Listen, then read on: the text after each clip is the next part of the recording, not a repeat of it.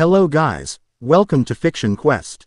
So in this video, we will see, what if Naruto awakened power of the Gluttonous Void and fell in love with Jewelry Bonney? If you enjoy these kinds of stories, don't forget to show us some love by hitting the like button and subscribing to the channel. Your support means the world to us. Now, let's start the story. Chapter 1. The Empty Maw. The cold mud of the alleyway sucked at Naruto's worn sandals, a final, desperate anchor to a world that was trying to swallow him whole. Behind him, the shouts were a beast with a dozen mouths, each one spitting the same familiar poison. Demon, monster, fox child. The words were old, their edges worn smooth from overuse, yet they still cut him just as deep as they had the first time he'd understood their meaning. He risked a glance over his shoulder, a mistake he paid for instantly. A thrown bottle shattered against the wall beside his head, the spray of cheap glass and cheaper sake stinging his cheek.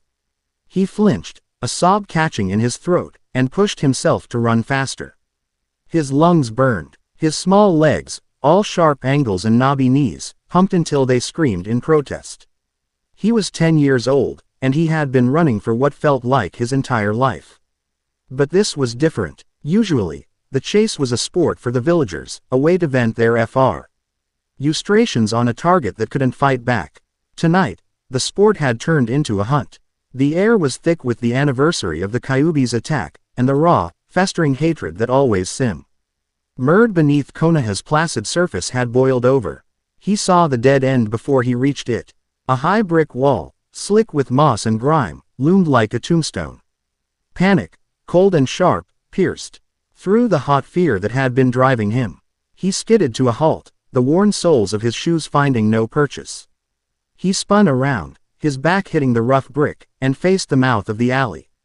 They filled the entrance, their forms silhouetted against the distant glow of a street lamp, their shadows stretching and merging into one monstrous shape. There were a dozen of them, maybe more. Aces he recognized. The baker who always sold him stale bread, the blacksmith whose wife spat at him, the shinobi with a leaf headband who was supposed to protect people like him. Tonight, their faces were twisted into identical masks of rage, their eyes glowing with a fervor that was more terrifying than any jutsu. Nowhere left to run. Demon, a voice growled, and the mass of shadows lurched forward. Naruto's breath hitched. He pressed himself harder against the wall, trying to melt into the bricks, to disappear.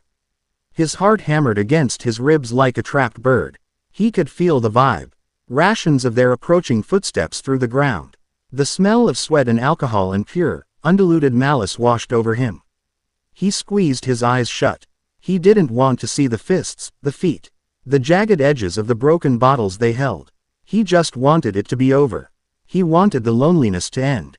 He wanted the gnawing emptiness in his stomach, the one that had nothing to do with the lack of food, to just stop. Please, he thought, a silent scream in the hollows of his mind. Anyone, somebody. I don't want to be alone anymore. And in that profound, absolute despair, something answered. It wasn't a voice. It was a feeling, a shift in the very center of his being. The gnawing emptiness that had been his constant companion suddenly opened. It was no longer a passive ache but an active, yawning abyss. A chasm of want. It was a hunger so complete, so absolute, that it felt like the antithesis of existence itself. It was a maw, a void, and it was starving. Naruto's eyes snapped open. The world had gone silent. The shouting had stopped. The men, who had been only feet away, were frozen in place. The baker's arm was raised, his fist clenched, but he stood as still as a statue. Their faces, once contorted with rage, were now slack with confusion, then fear. A new kind of fear. Not the fear of a cornered animal, but the primal terror of prey that has just realized it is standing before a predator far greater than itself. A strange, dark energy, like shimmering heat haze, began to leak from them. It wasn't chakra. It was something more fundamental. It was the color of their rage, the texture of their hatred, the very essence of their will to harm him. And the void inside Naruto pulled. He felt a sensation like a reverse scream, and silent inhalation that drew everything toward him. The dark energy streamed from the villagers, thin, smoky tendrils that flowed into his small body. He felt it pour into the emptiness inside him, and for the first time in his life, he felt full. The sensation was euphoric. It was warmth spreading through his perpetually cold limbs. It was a balm on the raw wounds of his soul. It was the answer to a prayer he hadn't even known how to voice. The villagers began to tremble. The anger drained from their faces, replaced by a profound weariness. The blacksmith's arm went limp, the pipe he held clattering to the ground. The shinobi's eyes, once sharp and focused, glazed over, becoming dull and empty. They were being drained, not just of their anger, but of their vitality, their memories, their very presence. The void was indiscriminate. It was hunger, and it ate whatever was offered. Naruto watched, transfixed by the horror and the intoxicating satisfaction of it all. He could feel their emotions as he consumed them. He tasted the bitterness of the baker's failed business, the sharp jealousy of the shinobi who had lost a brother during the Kyuubi attack, the sour resentment of a life spent in mediocrity. He consumed it all, and the void grew wider, deeper, hungrier. He raised a hand, not by conscious thought, but by instinct. The pull intensified. The tendrils of energy became ropes, then torrents. The men shuddered violently, their bodies convulsing as their life force was ripped from them. One by one, they collapsed, slumping to the muddy ground like puppets with their strings cut. Their eyes were open but saw nothing. Their chests barely moved. They were shells, hollowed out and discarded. The alley fell into an unnerving silence, broken only by Naruto's ragged breathing. The oppressive atmosphere of hatred was gone, replaced by a vacuum. The void inside him was no longer aching. It was quiet, content for now, a sleeping leviathan in the depths of his soul. He looked at the dozen bodies strewn across the ground, at their vacant, staring eyes. He should have been terrified. He should have been screaming. But all he felt was a strange, disquieting peace. The hunger was gone, and he was no longer alone. He was full of them. A flicker of movement from the alley's entrance broke the spell. A figure in a white haori and red hat stood there, his old face etched with a gravity that Naruto had never seen before. The third Hokage, Hiruzen Sarutobi. Behind him, two figures in porcelain animal masks materialized in a whisper of displaced air. Hiruzen's eyes weren't on Naruto. They were on the catatonic villagers, his gaze sweeping over each one. The ever-present pipe was absent from his lips. His hands were clenched into tight fists at his sides. He took a slow step forward, his sandals making no sound on the wet stone. The Anbu remained at the entrance, their posture rigid, radiating a tension that was thick enough to taste. Finally, Hiruzen's gaze landed on Naruto. The boy was still standing against the wall, small and trembling, but his blue eyes held a new and unsettling depth. They didn't look like the eyes of a child anymore. They looked ancient, like two deep wells that held a terrible secret. Naruto, Hiruzen said, his voice a low, strained whisper. What happened here? Naruto opened his mouth to answer, but no words came out. How could he explain it? How could he describe the feeling of an emptiness so vast it had swallowed a dozen souls? He just shook his head, a single tear tracing a clean path through the grime on his cheek. He had gotten what he wanted. The loneliness was gone, but as he looked at the old man's horrified face, he realized he had just traded one form of isolation for another, infinitely worse. The storm was a shrieking banshee, and Jewelry Bonney was dancing with it. She stood braced on the bucking deck of her ship, the Glutton, her ridiculously pink hair plastered to her face by the torrential rain and crashing waves. The wind tore at her clothes, a simple white top and black shorts that were soaked through, but she just laughed, the sound snatched away by the gale. Is that all you've got?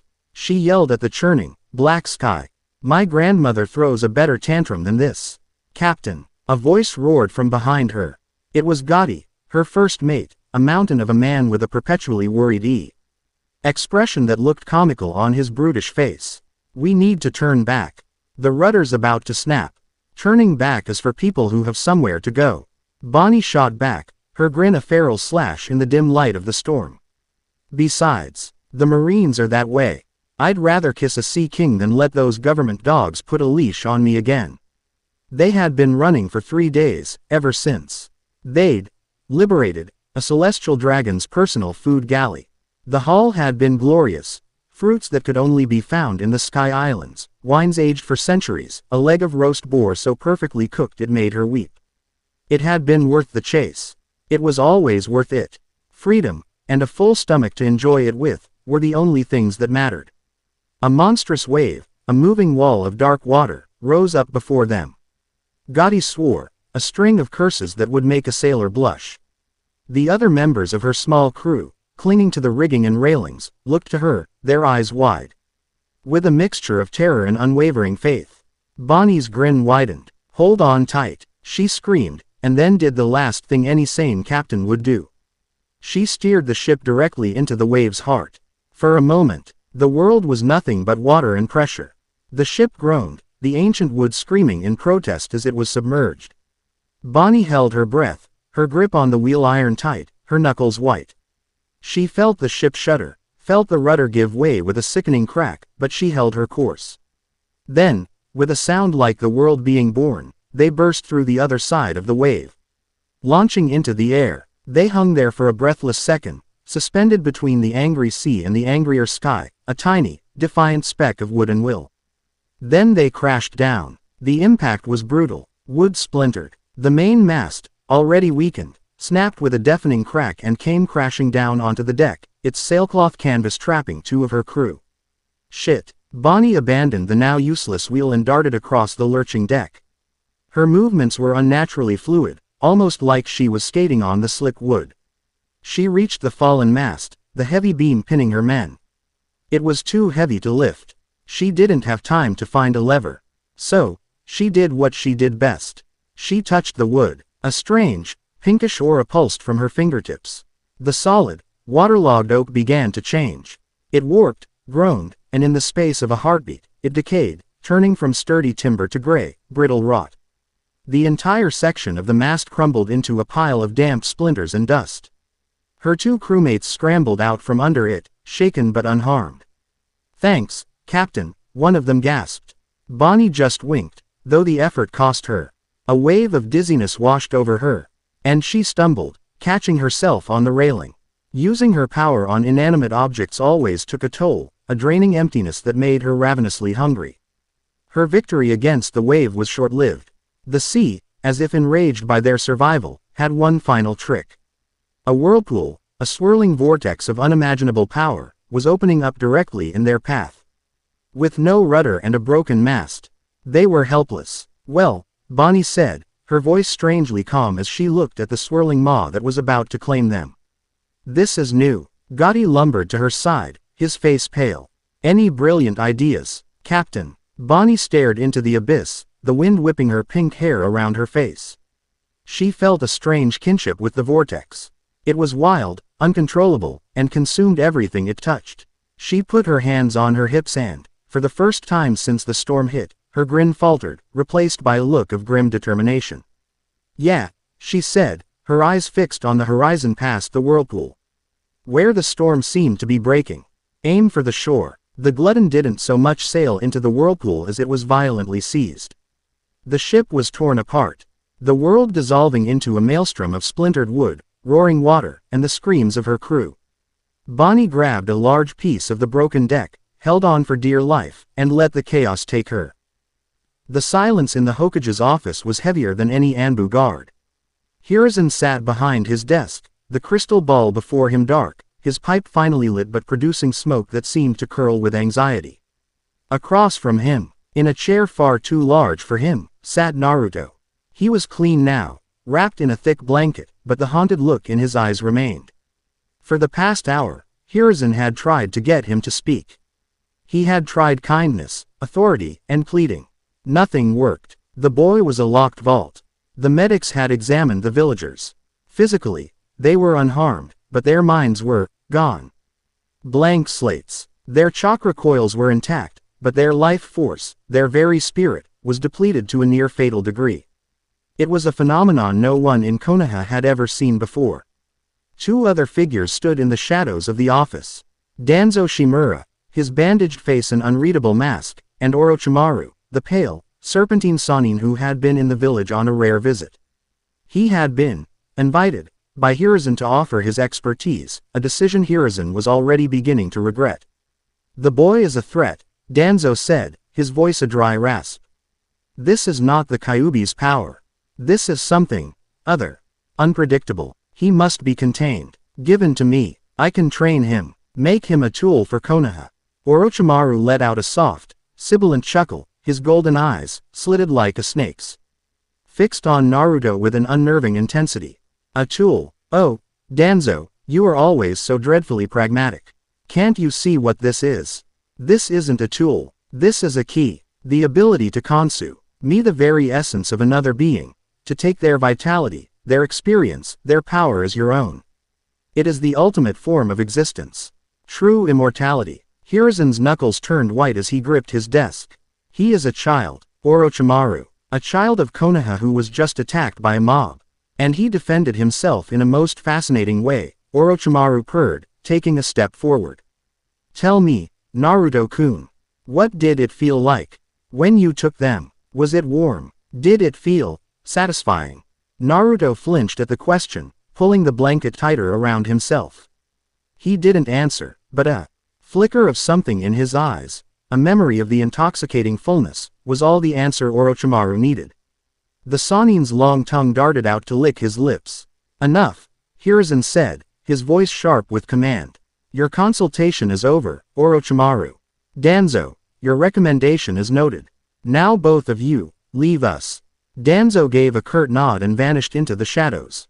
Orochimaru hesitated, his hungry gaze lingering on Naruto for a moment longer before he bowed with mocking formality and slithered from the room. The silence returned, now laced with the faint, unsettling scent of snakes and ambition. Hiruzen sighed, the sound heavy with the weight of decades. He looked at the boy, this child he had sworn to protect, and felt a chasm opening between them. He was no longer just the vessel of the Nine Tails. He was something new, something that defied all known principles of jutsu and chakra. And it terrified him. Naruto, he said, his voice softening. I am not going to hurt you. But I need to understand. We need to find a way to control this. Control. The word echoed in Naruto's head. Control it. Cage it. Just like they had caged the Kyuubi. Just like they had caged him his entire life within the walls of the village and the prison of the villagers, hatred. He looked at the old man, at the fear in his eyes, and understood. Nothing had changed. He had just traded one monster for another. He was still a thing to be controlled, to be feared, to be locked away. That night, as the third Hokage deliberated with his advisors on how to build a better cage, Naruto Uzumaki made a decision. He slipped out of his apartment window, a small, shabby bag slung over his shoulder, and ran. He didn't know where he was going. He just knew he couldn't stay. He ran past the shuttered shops and darkened homes. A ghost in a village that had never truly seen him. He ran until the village gates were a distant memory and the dark, looming trees of the forest swallowed him whole. The hunger was quiet for now. But he knew it would return. And he would rather face it out here, alone, than in a cage built by his protectors. Bonnie came to with a mouthful of sand and the taste of salt on her lips. She pushed herself up, her body a symphony of aches and bruises. The beach was a disaster zone, littered with the splintered remains of the glutton. It looked like a whale's skeleton, picked clean by the sea. A short distance away, her crew was stirring, groaning and checking each other for injuries. By some miracle, they were all alive. Everyone sound off, she yelled, her voice hoarse. One by one, they answered. Gotti was helping the two smaller members, Vito and Capone, to their feet. They were all battered, but whole. Her family was safe. That was all that mattered. She looked around. They were in a small cove, surrounded by high cliffs and a dense, dark forest. The air was different here. Thicker, heavy with the smell of damp earth and wood smoke. It didn't smell like any island she knew in the Grand Line. Captain, Gotti said, walking over. Where in the seven seas are we? Bonnie shielded her eyes, looking up at the sky. The clouds were unfamiliar, the sun in the wrong place. I don't know, she admitted, a rare note of uncertainty in her voice. But wherever it is, they probably have food. And I am starving. The use of her power on the mast had left the familiar gnawing emptiness in her gut. Leaving Gotti in charge of salvaging what they could, Bonnie decided to scout inland. She stretched, her joints popping, and with a jaunty wave, she strode toward the tree line. The forest was ancient, the trees taller and thicker than any she had ever seen. The air beneath the canopy was cool and quiet, the silence broken only by the chirping of unseen birds. It was peaceful, but it was the peace of a place that was not used to outsiders. She walked for what felt like an hour, her pirate's intuition on high alert. She was unarmed, but she was never defenseless. Her power was a part of her, a wild card that had gotten her out of more scrapes than she could count. She could turn a grizzled marine into a crying toddler or a hot-headed rookie into a wheezing old man. It was a useful, if draining, trick. She was contemplating the culinary potential of a strange-looking mushroom when she heard it. The sound of running. Frantic. Desperate. It was the sound of prey. Bonnie ducked behind a massive tree, her demeanor shifting in an instant from carefree explorer to wary predator. She peeked around the rough bark. A flash of orange and yellow burst through the undergrowth. It was a kid, a boy, with sun-yellow hair and clothes that looked like they'd been through a hurricane. He ran with a reckless, clumsy gait, tripping over roots and scrambling back to his feet without losing momentum. He wasn't running toward anything. He was running from something. He burst into the small clearing where she was hiding and collapsed, his chest heaving as he gasped for air. He looked exhausted, lost, and utterly alone. Bonnie felt an unexpected pang of sympathy. She knew that look. She'd worn it herself for years. Then, she felt something else. A strange hum in the air around the boy. A subtle pressure, like the air getting thicker. It wasn't hockey, not like any she had ever felt. It was something else. A quiet, deep hunger. It made emptiness in her own stomach ache in sympathy. She decided to make her presence known.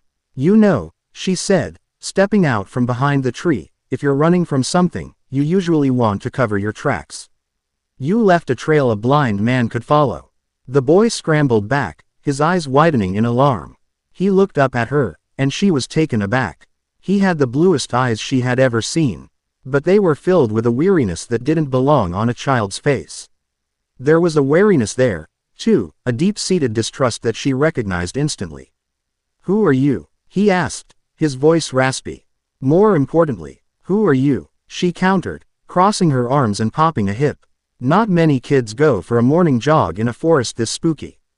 "You lost." The boy got to his feet, trying to look tough. But the effect was spoiled by the way he was trembling. "I'm not lost. And I'm not a kid. I'm Naruto Uzumaki." "A pleasure, Naruto Uzumaki," Bonnie said with a grin, not missing teeth. He flinched when she said his name. "I'm Jewelry Bonney, and you're either the bravest kid I've ever met, or the stupidest." Naruto's brow furrowed. He stared at her vibrant pink hair, her strange clothes, the confident, almost arrogant way she held herself. She was unlike anyone he had ever met in Konoha. There was no fear in her eyes when she looked at him. No hatred, just curiosity, and something else he couldn't name. A sense of shared experience. "I'm not stupid," he muttered, his gaze falling to the ground. "Didn't say you were," Bonnie said, her tone softening slightly. "Just saying you look like you've picked a fight with the whole world and lost." She took a step closer. The strange, hungry pressure in the air intensified slightly. It was coming from him. She was sure of it. This kid was more than he seemed. "So, what's your story, Spiky? You running from a mean old grandma who wanted you to eat your vegetables?" He didn't answer. He just stared at her, his blue eyes searching her face for the trick, the angle, the inevitable twist of the knife. He found none. He just saw a strange girl with pink hair and a curious smile, who looked at him like he was a person. Unseen, high in the canopy of a nearby tree, a third party watched the encounter.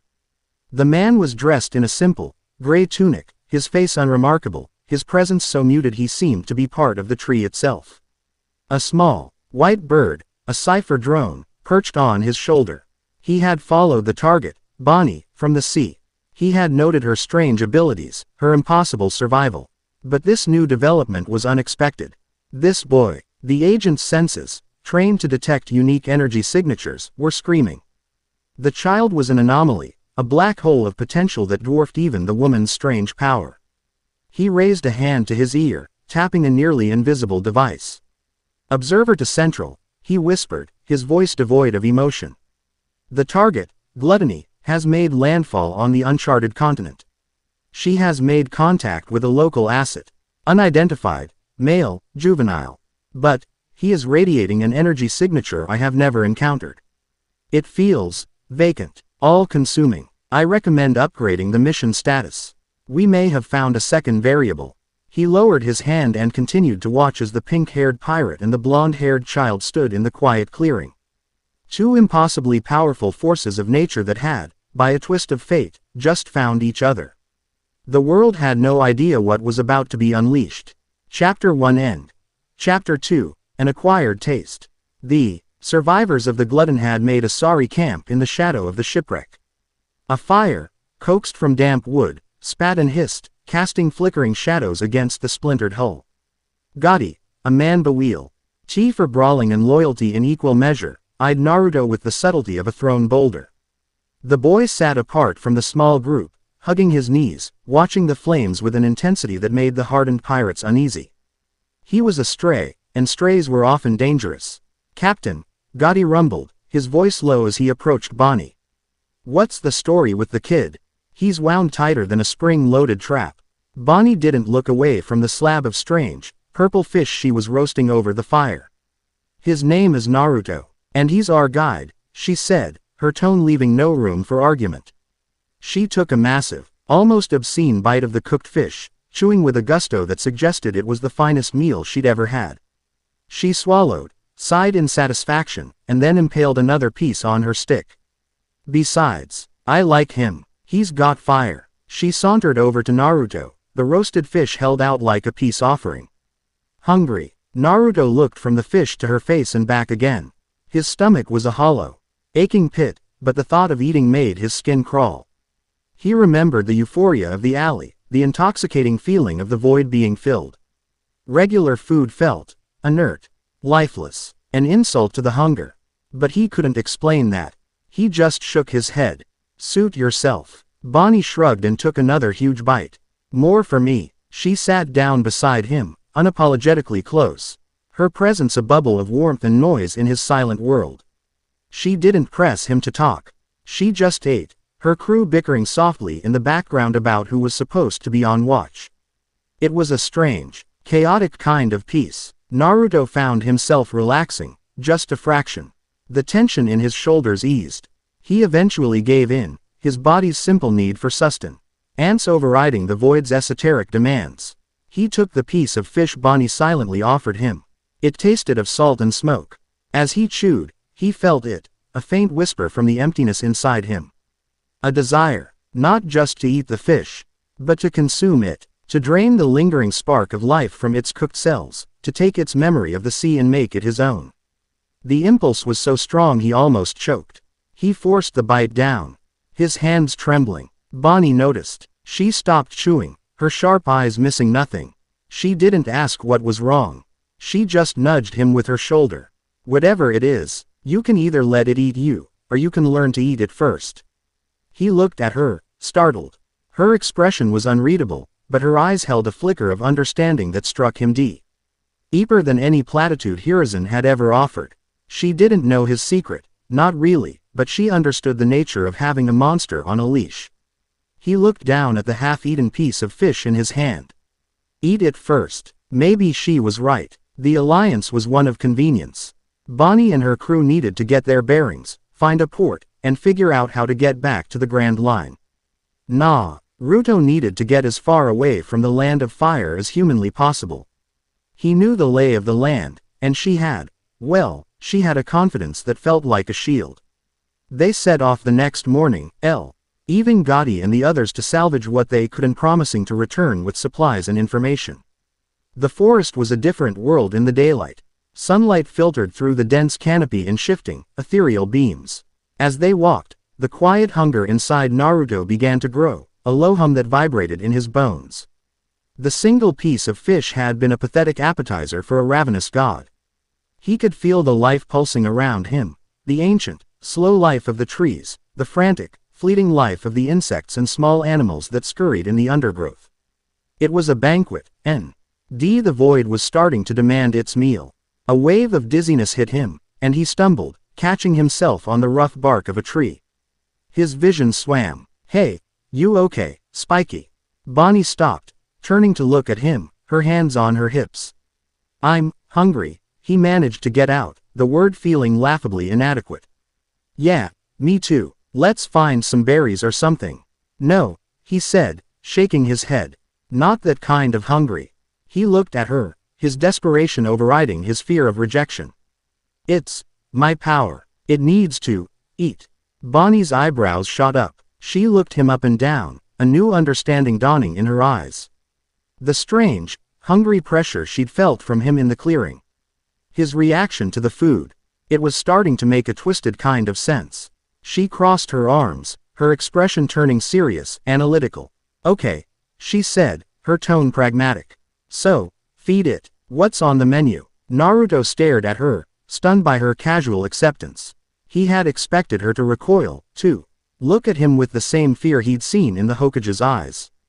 Instead, she looked like he'd just presented her with an interesting puzzle. I don't know how, he admitted, his voice barely a whisper.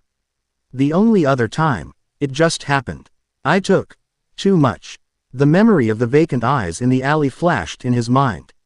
Bonnie considered this for a moment.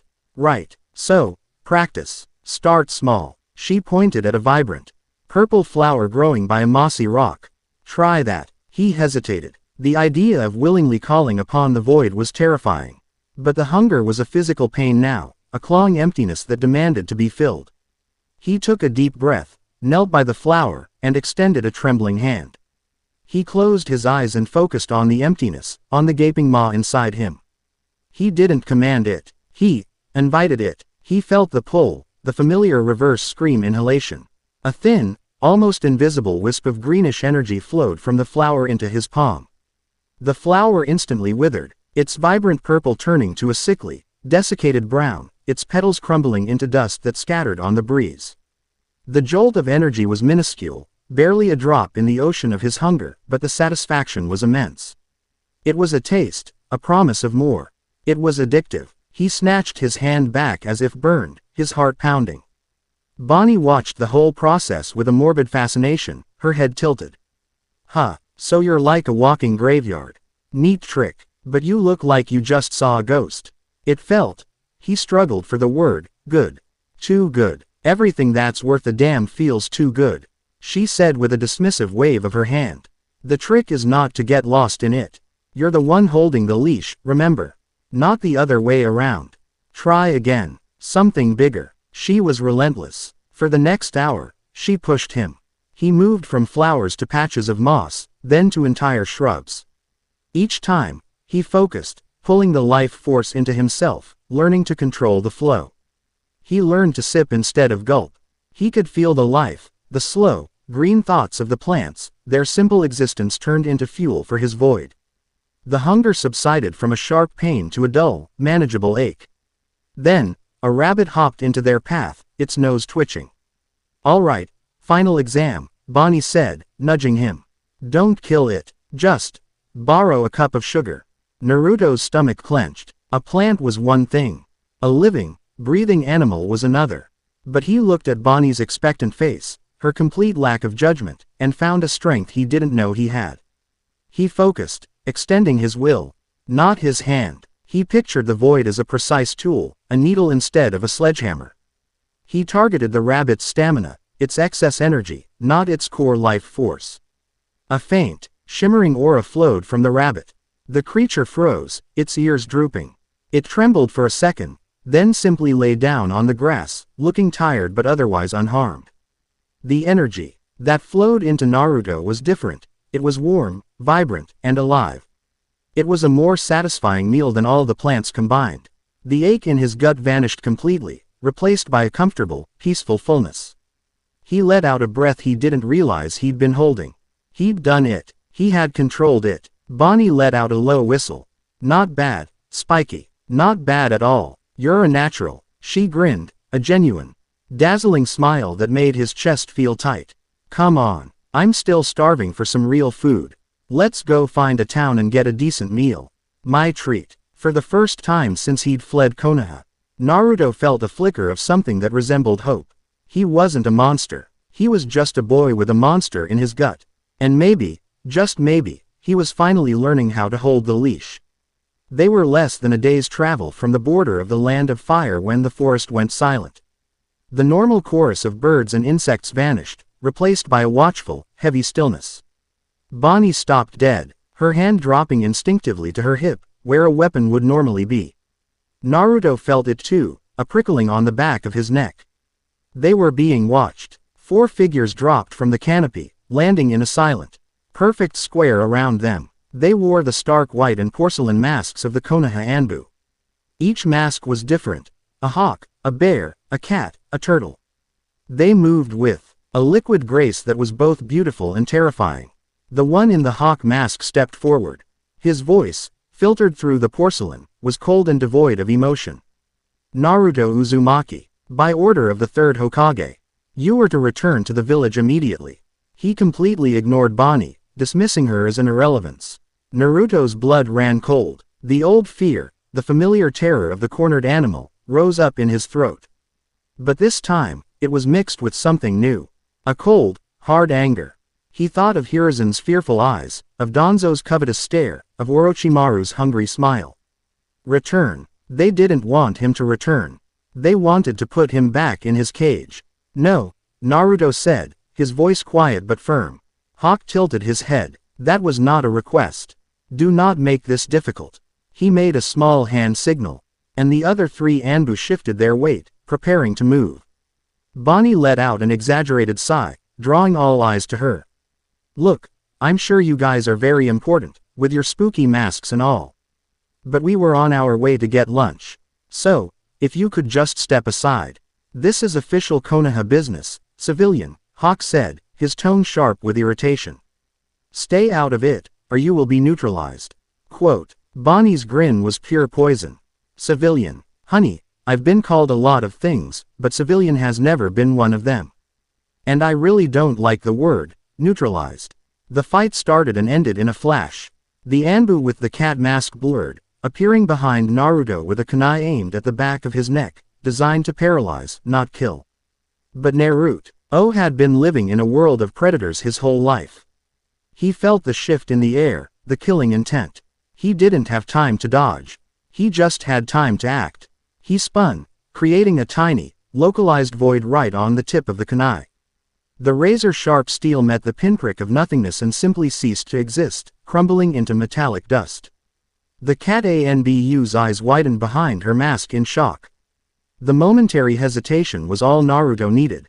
He slammed his palm against her chest, not consuming her life, but her chakra. She gasped, feeling her reserves being violently ripped from her, the sensation like spiritual frostbite. She stumbled back, suddenly and terrifyingly weak. At the same time, the bear Anbu charged Bonnie, his fists glowing with chakra, aiming to incapacitate her with a single, powerful blow. Bonnie didn't move. She just waited. As his fist was an inch from her face, she sidestepped with impossible speed and tapped him lightly on the shoulder. A pulse of pink energy, almost too fast to see, enveloped the massive shinobi. His charge faltered. He stopped, confused, then looked down at his hands. The skin was wrinkling, bunching up, covered in liver spots. His back hunched over. His breath became a wheezing rattle. In the space of 3 seconds, the powerful Anbu aged 60 years, becoming a frail, withered old man who collapsed to his knees, coughing and clutching his chest. The last Anbu, Turtle, launched a volley of shuriken at Naruto. Bonnie simply pointed a finger at him. Nope. The Anbu, a full-grown man, began to shrink. His uniform and armor became comically large, clattering to the ground around him as he was de-aged into a bewildered and terrified 5-year-old who promptly burst into tears. Hawk, the leader, froze, his tactical mind struggling to process what he was seeing. One of his team was drained, another was geriatric, and the third was in need of a diaper change. This wasn't a mission, it was a slaughter. He looked from the crying child to the wheezing old man, then to the pink-haired woman who was casually inspecting her nails. And finally, he looked at Naruto, who stood with his hand still outstretched, his blue eyes glowing with a cold, terrifying light. This was not the boy who had fled the village. This was something else entirely. Making the only tactical decision left, Hawk grabbed his de-aged and rapidly aged comrades and vanished in a swirl of leaves. The chakra-drained cat Anbu managed to follow, leaving Naruto and Bonney alone in the suddenly silent clearing. The silence stretched, thick and heavy. Naruto's D was still trembling from the feeling of the Anbu's chakra pouring into him. It was a potent, intoxicating meal, far richer than the rabbit's simple vitality. The void was quiet, but it was a predatory quiet. The stillness of a sated beast that was already dreaming of its next hunt. Bonney broke the silence. She let out a long, slow whistle. "Well," she said, sauntering over and nudging the pile of abandoned Anbu armor with her foot. "That was fun. You're full of surprises, Spiky." Naruto looked at her, his chest tight with anxiety, expecting to see the fear, the disgust, the revulsion he had always been shown. He saw none of it. Her eyes were bright with exhilaration, her grin wide and genuine. She wasn't looking at a monster. She was looking at a partner. An equal. A small, hesitant smile touched his lips. It was the first real smile he could remember. "You too." High above, hidden by the leaves, the celestial hand's observer lowered the device he had been using to record the battle.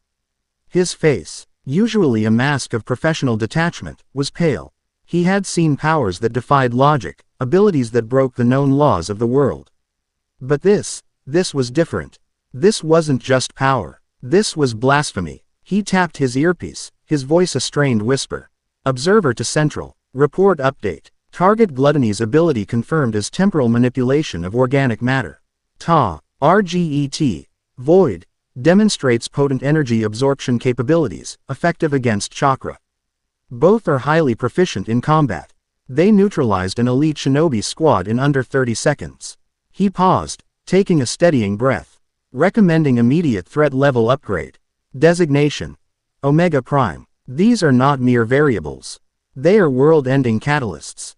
They must be prioritized above all other concerns. The hunt is no longer a matter of containment. It is a matter of planetary security. He sent the report. Across the world, gears began to turn.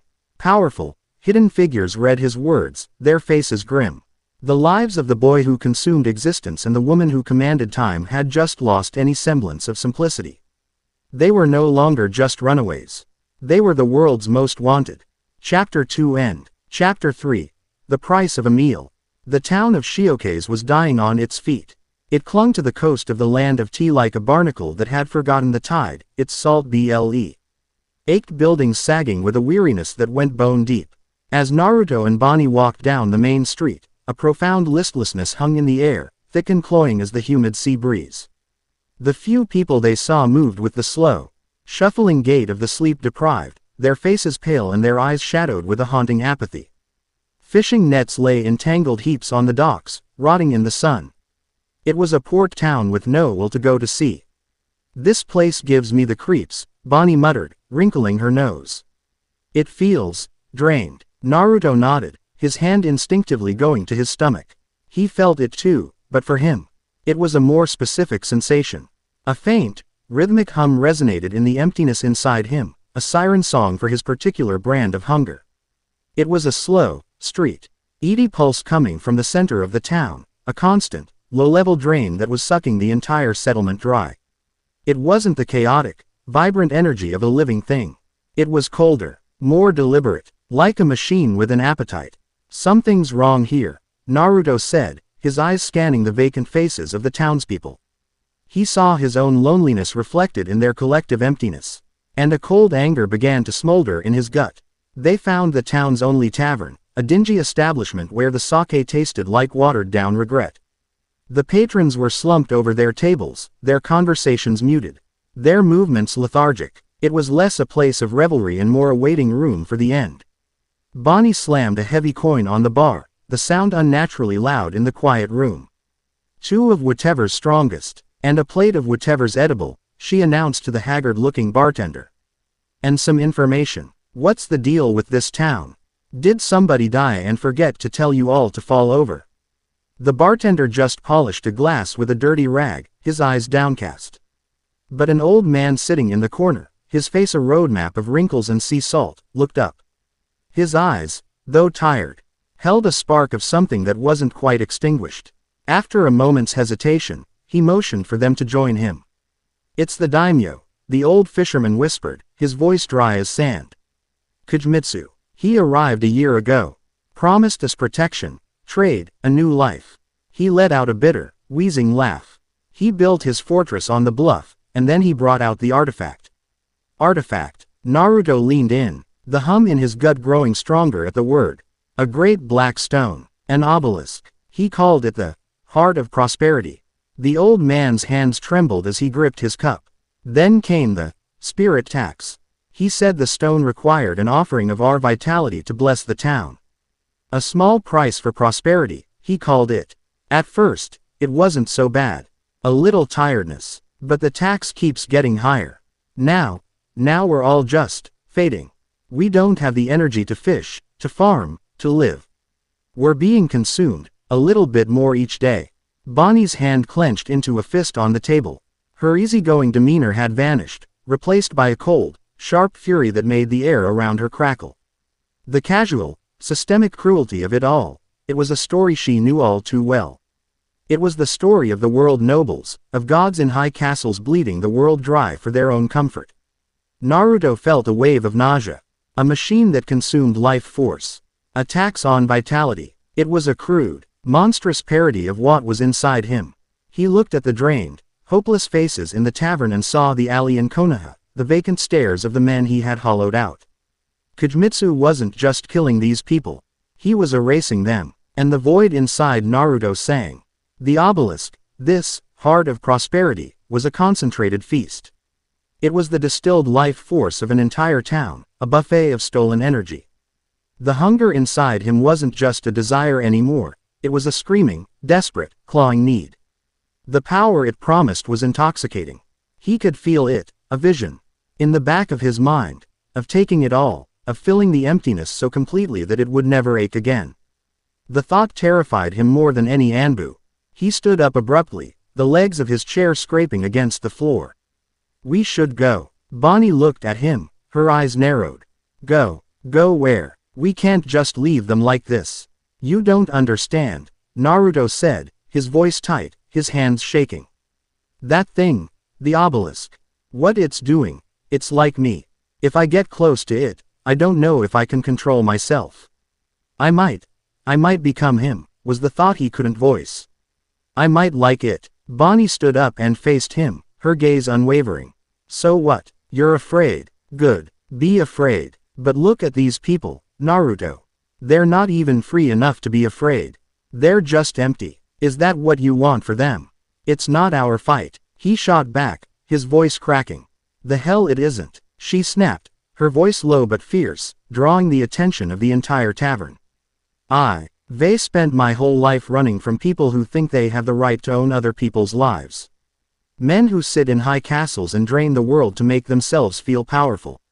I'm done running. I'm done walking away. She took a step closer, her voice softening slightly but losing none of its intensity. Freedom isn't something you're given, Spiky.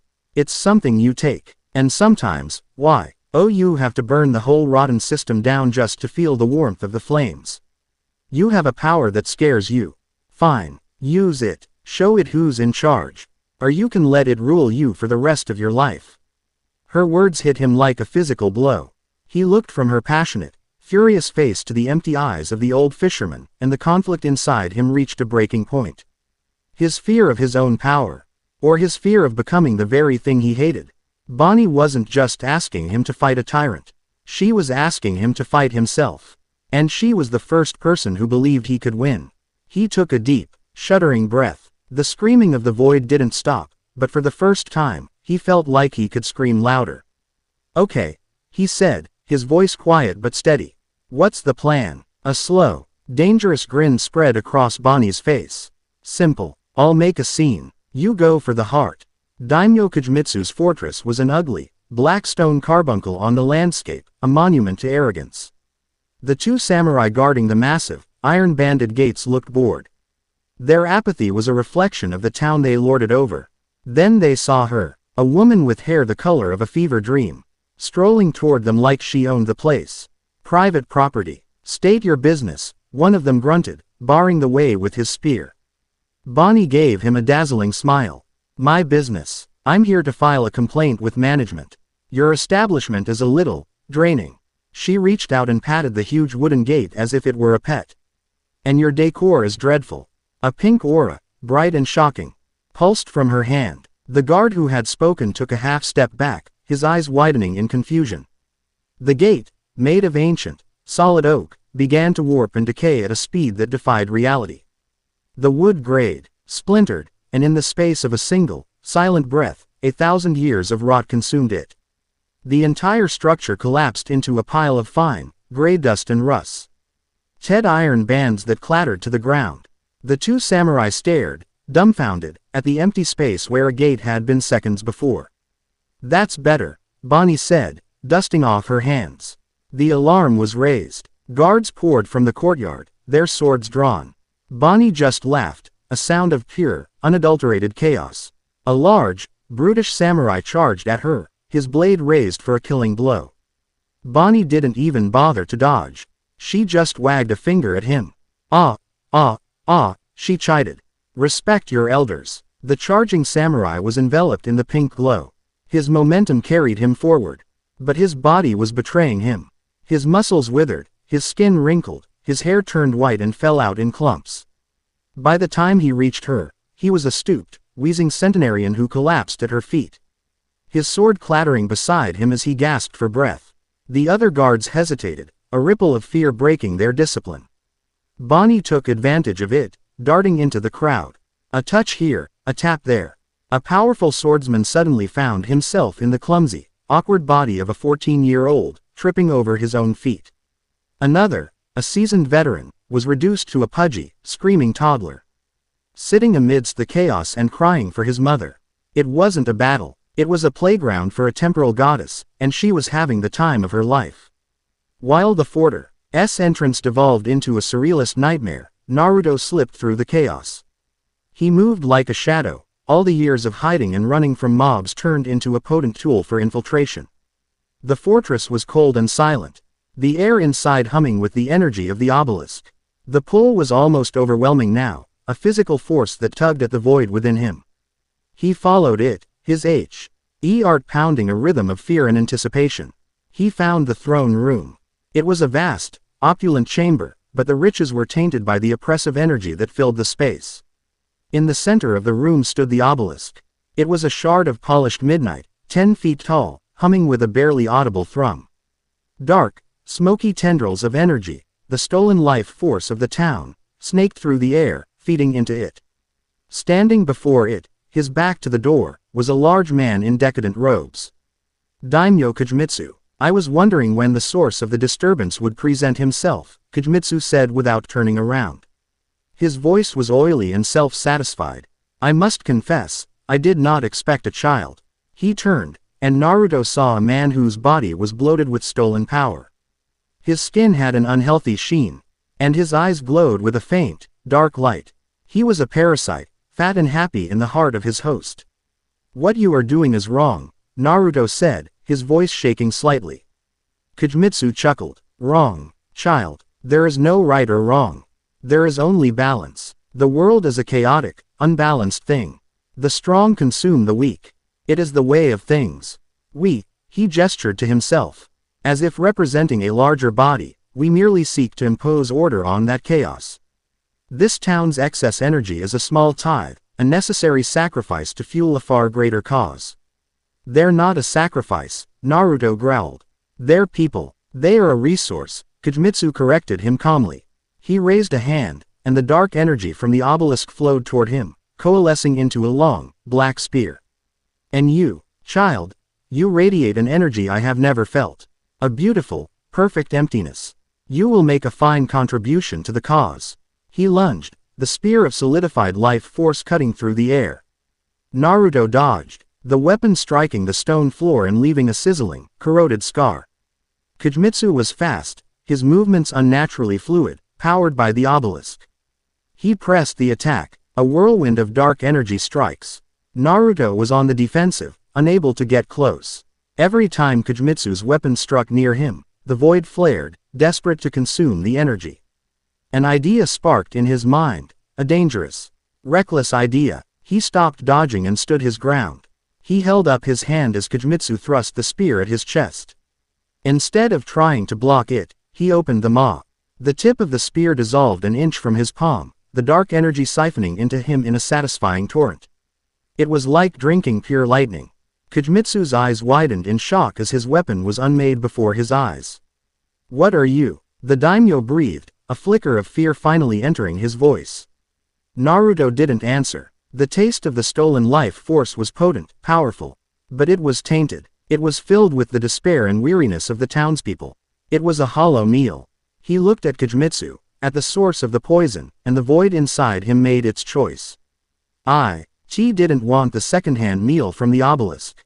It wanted the chef. He moved, faster than Kujmitsu could react, and slammed his palm against the daimyo's chest. The pull was instantaneous and absolute. Kujmitsu screamed, a high, thin sound as his own life force, and all the energy he had stolen, was ripped from him. His body convulsed, his opulent robes falling away as he withered, his stole.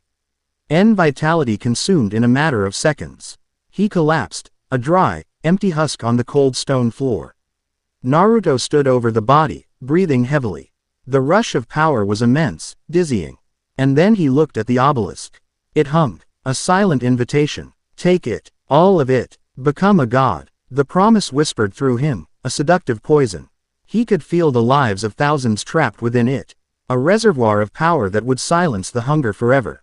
He took a step toward it, his hand outstretched. He saw Bonnie's face in his mind. Her grin. The absolute, terrifying trust in her eyes. You're the one holding the leash. His hand clenched into a fist. No, he whispered to the void, to the obelisk, to himself.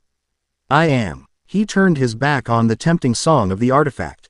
He gathered the chaotic, churning power he had just consumed from Kujmitsu, the raw energy of the void, and instead of pulling, he pushed. He unleashed it all in a single, focused blast of pure, annihilating nothingness. It wasn't an attack, it was an anti-existence. The blast hit the obelisk, not with a bang, but with a deafening silence. The black stone didn't shatter, it was unmade. Cracks of pure void spread across its surface. And it imploded, collapsing in on itself until it was gone. A wave of warm, golden light washed out from where the obelisk had been.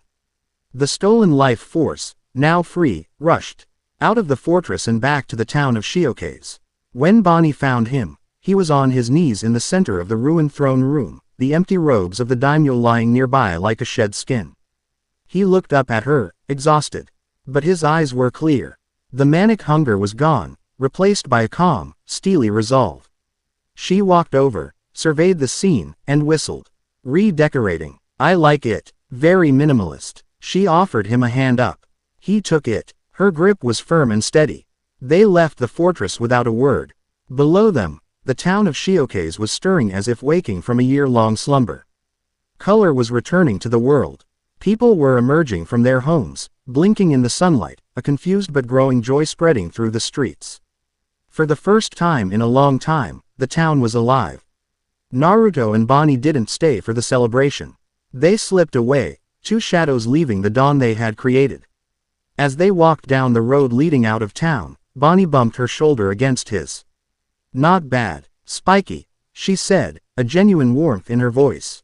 You held the leash. He looked at her, at the way the setting sun caught in her impossible pink hair, and felt a different kind of fullness in his chest. A kind that had nothing to do with the void. It wasn't a bad feeling at all. Far away, in a chamber lit by the cold light of glowing crystals, a figure knelt before a throne shrouded in shadow. Lord Balancer, the figure reported, the tide engine in the land of tea has gone silent. The vessel, Kujmitsu, has been erased. Our observers confirm the Omega Prime targets were responsible. A voice, calm and ancient, emanated from the throne. So, they are not merely beasts of power. They have a moral compass. An ideology. The voice was silent for a moment, a thoughtful, chilling pause. This makes them more dangerous. And far more valuable. Their uncontrolled righteousness threatens the great balance. What are your orders, my lord? The time for observation is over. The voice declared, a new hardness in its tone. Escalate the response. Send the hand. It is time we reminded the world that gods do not belong on this earth.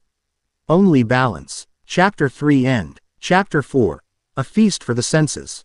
The crossing to the land of waves was made on a stolen skiff, a vessel far too small for the choppy, unpredictable waters. But Bonney handled the small boat with an innate, almost insolent skill, her body moving in rhythm with the swell of the sea. Naruto sat huddled in the bow, the cold spray a constant companion. He watched her, a small, defiant figure against the vast gray expanse of the ocean, her pink hair a single splash of impossible color in the monochrome world. She seemed at home here, in the chaos between destinations. He was beginning to realize that, between, was her natural state. A life lived in the fleeing. The land of waves rose from the mist like a dream, an island of towering, ancient trees and jagged green cliffs, shrouded in a perpetual haze that softened the edges of the world. As they navigated the complex network of rivers that served as the island's veins, the oppressive weight of the elemental nations seemed to lift.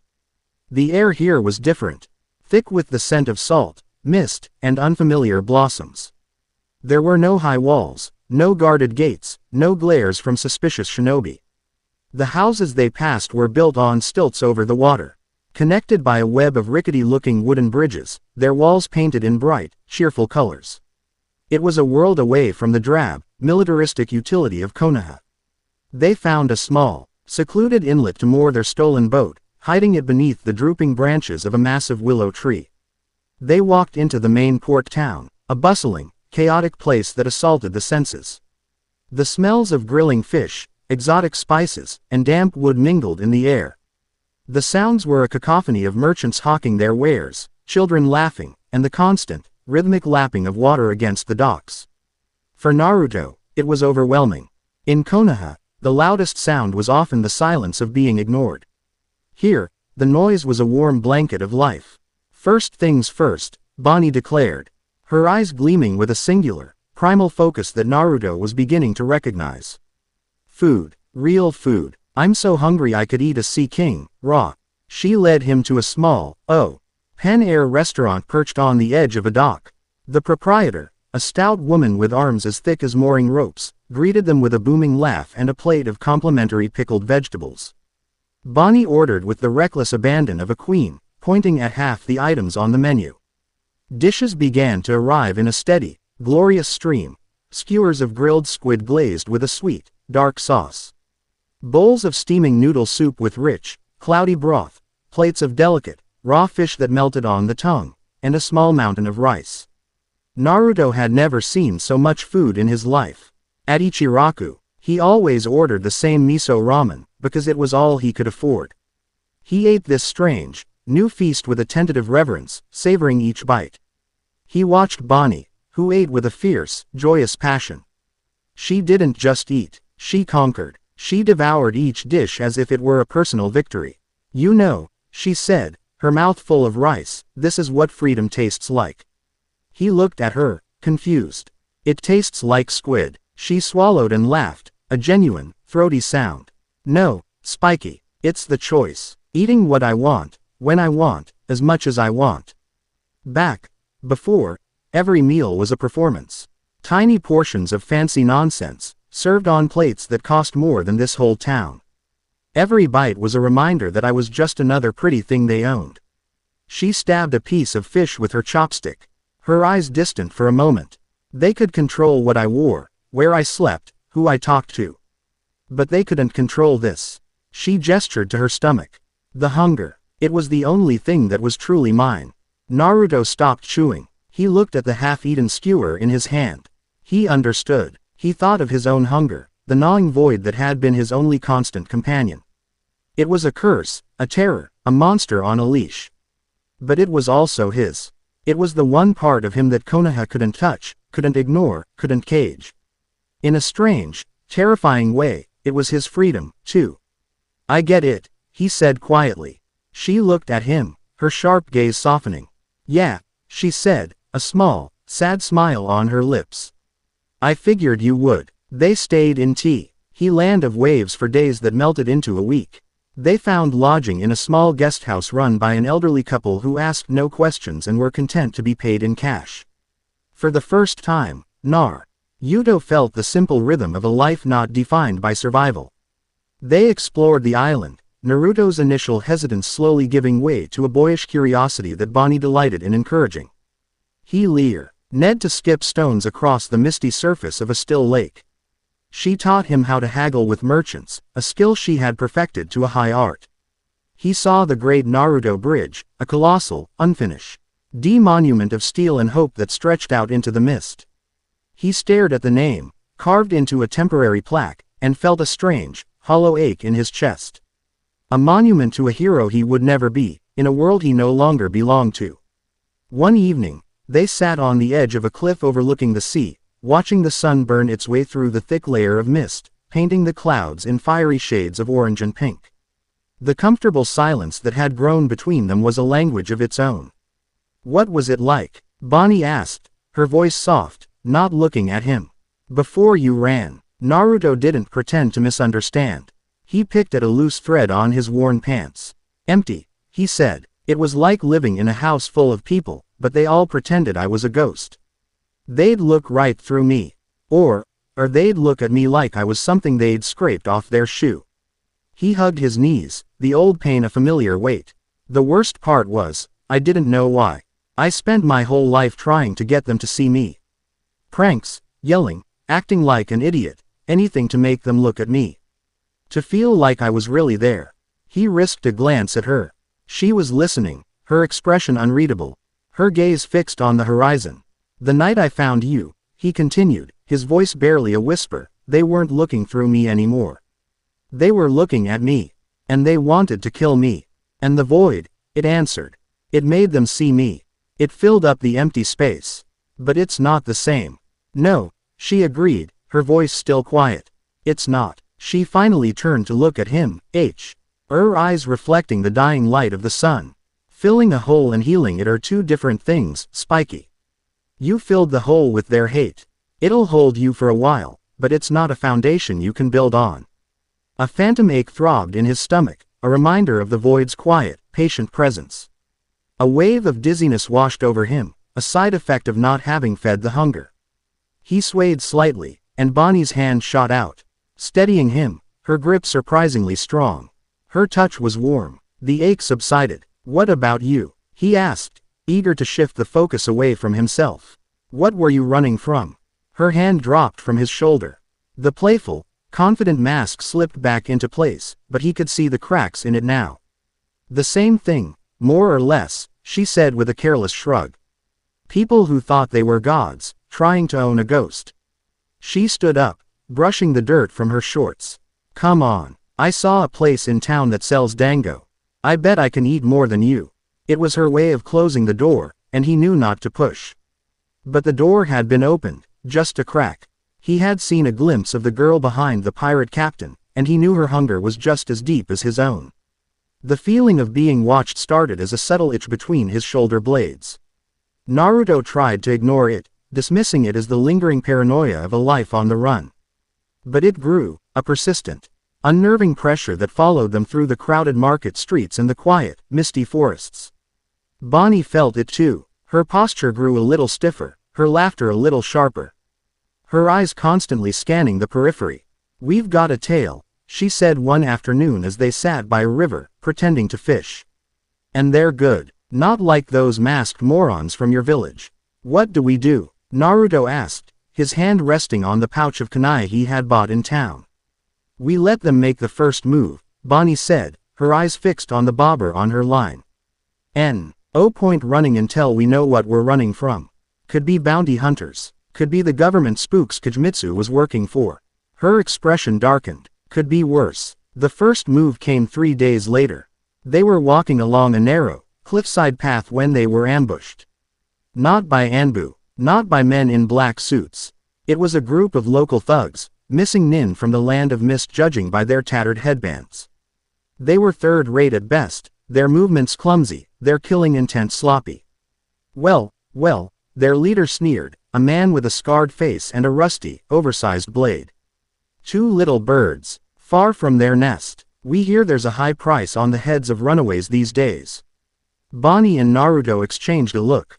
This was it, but something felt wrong. These thugs were pathetic. It was an insult. Look, Bonney said with a bored sigh, we're kind of busy. Why don't you run along before you hurt yourselves? The leader roared and charged. The fight was over in less than a minute. Bonney turned the leader into a clumsy, shrieking teenager who tripped over his own giant sword. Naruto used the void to precisely drain the chakra from two of the others, leaving them weak and gasping on the ground. The last one took one look at his suddenly pubescent boss and his winded comrades and simply ran for the hills. It was too easy. Suspiciously easy. That was a waste of time, Naruto said, looking at the groaning, de-aged ninja leader. No, Bonney said, her eyes narrowed, scanning the surrounding trees. That wasn't a fight. That was an audition. Someone wanted to see a show. Naruto followed her gaze, and that's when he felt it. A sliver of chakra, alien and sinister, clinging to the air like the residue of a foul spell. It was faint, almost gone, but it was there. It was cold, ancient, and felt like the dry rustle of scales in a dusty tomb. He had never felt anything like it. He walked over to one of the men he had drained. Kneeling down, he iced something on the back of the man's neck, just below the hairline. A small, black mark, like an intricate tattoo. It was a snake, coiled in a circle, eating its own tail. As he watched, the mark seemed to dissolve, fading into the man's skin and vanishing completely. A chill, colder than any sea spray, ran down Naruto's spine. A puppet. The thug hadn't been fighting them of his own free will. He had been a pawn, controlled by that lingering, reptilian chakra. And the puppet master had been watching the whole time, studying them, analyzing their abilities. What is it? Bonney asked, walking over. They were being controlled, Naruto said, his voice grim. He described the mark, the feeling of the chakra. Bonnie's face went pale. A snake, she whispered, and a flicker of a memory, a fear she thought long buried, crossed her features. She had heard whispers on the Grand Line, stories from other escaped slaves of the world nobles. Tales of a man with snake-like eyes, a monster who dabbled in forbidden sciences. Who saw people not as living beings but as fascinating experiments. A man whose cruelty was matched only by his genius. Orochimaru. Naruto breathed, the name tasting like poison. He remembered the Sanin's hungry, golden eyes in the Hokage's office, the sibilant, curious voice. What did it feel like? Was it satisfying? He hadn't just been curious. He had been shopping. They weren't being hunted for capture or elimination anymore. This was different. This was worse. They were being studied. They were laboratory specimens, and the scientist had just concluded his preliminary observations. The quiet peace of the land of waves shattered, replaced by the chilling certainty that they had just attracted the attention of a monster far more patient, and far more terrifying, than any they had faced before. The game had changed. Chapter 4 End. Chapter 5. The Serpent's Appetizer. The mist of the land of waves, once a comforting blanket, had become a shroud. Every shadow seemed to stretch and writhe. Every rustle of leaves sounded like the dry slide of scales over stone. The feeling of being an exhibit in a predator's zoo was a constant, low-grade fever that Ned the color from their brief sanctuary. Naruto found himself practicing with his power obsessively, not for strength, but for control. He would spend hours by a secluded stream, sipping the life from individual blades of grass. Trying to make the action as precise and thoughtless as breathing. He was trying to build a cage of discipline around the beast in his gut, because he knew, with a certainty that chilled him to the bone, that a true monster was coming to see it. Bonney grew restless, her chaotic energy coiling inwards. The lazy days of exploration were over, replaced by a tense, watchful waiting. She spent her time sharpening the few blades they'd salvaged from the wreck of the Glutton, her movements sharp and vicious, her usual grin replaced by a flat, hard line. She was a creature of motion, of escape, and being forced to stand still while a predator circled was grating on her very soul. "We need to go," she said one evening, the words a puff of white in the cool air. "Stay. Here is like sitting in a baited trap." "Go where?" Naruto asked, not looking up from the intricate pattern of withered grass at his feet. "He'll follow. This isn't a hunt. He doesn't want to catch us. He wants to understand us." The word hung in the air, clinical and terrifying. It was worse than being hated. It was being seen as a puzzle, a thing to be disassembled to see how it worked, with no regard for the life of the mechanism itself. "Then we give him something to understand," Bonney said, her eyes glittering with a dangerous light. Let's break his damn microscope. But the decision had already been made for them. He appeared as the mist thickened with the coming twilight, a silent, sudden presence in the clearing they had claimed as their own. One moment they were alone, the next, Orochimaru was there. Leaning against a tree with a languid, almost bored posture, as if he had been part of the landscape all along. He wore a simple gray tunic, his face pale as bone in the fading light, his golden, slitted eyes fixed on Naruto with an unnerving, proprietary amusement. Kukuku, a soft, sibilant chuckle slithered through the air. Such diligence. Like a child trying to tame a hurricane with a teacup. A charming, if futile, effort. Naruto shot to his feet, his body instantly thrumming with a mixture of terror and rage. The void inside him stirred, a sleeping dragon that had smelled smoke. Bonney was slower, her movements deliberate as she rose, placing herself slightly in front of Naruto, a physical shield. Her hand rested on the hilt of a salvaged cutlass at her hip. I was wondering when the snake would crawl out from under its rock, she said, her voice dripping with contempt. Get lost. My friend and I are having a private conversation. Orochimaru's gaze flickered to her, his smile widening.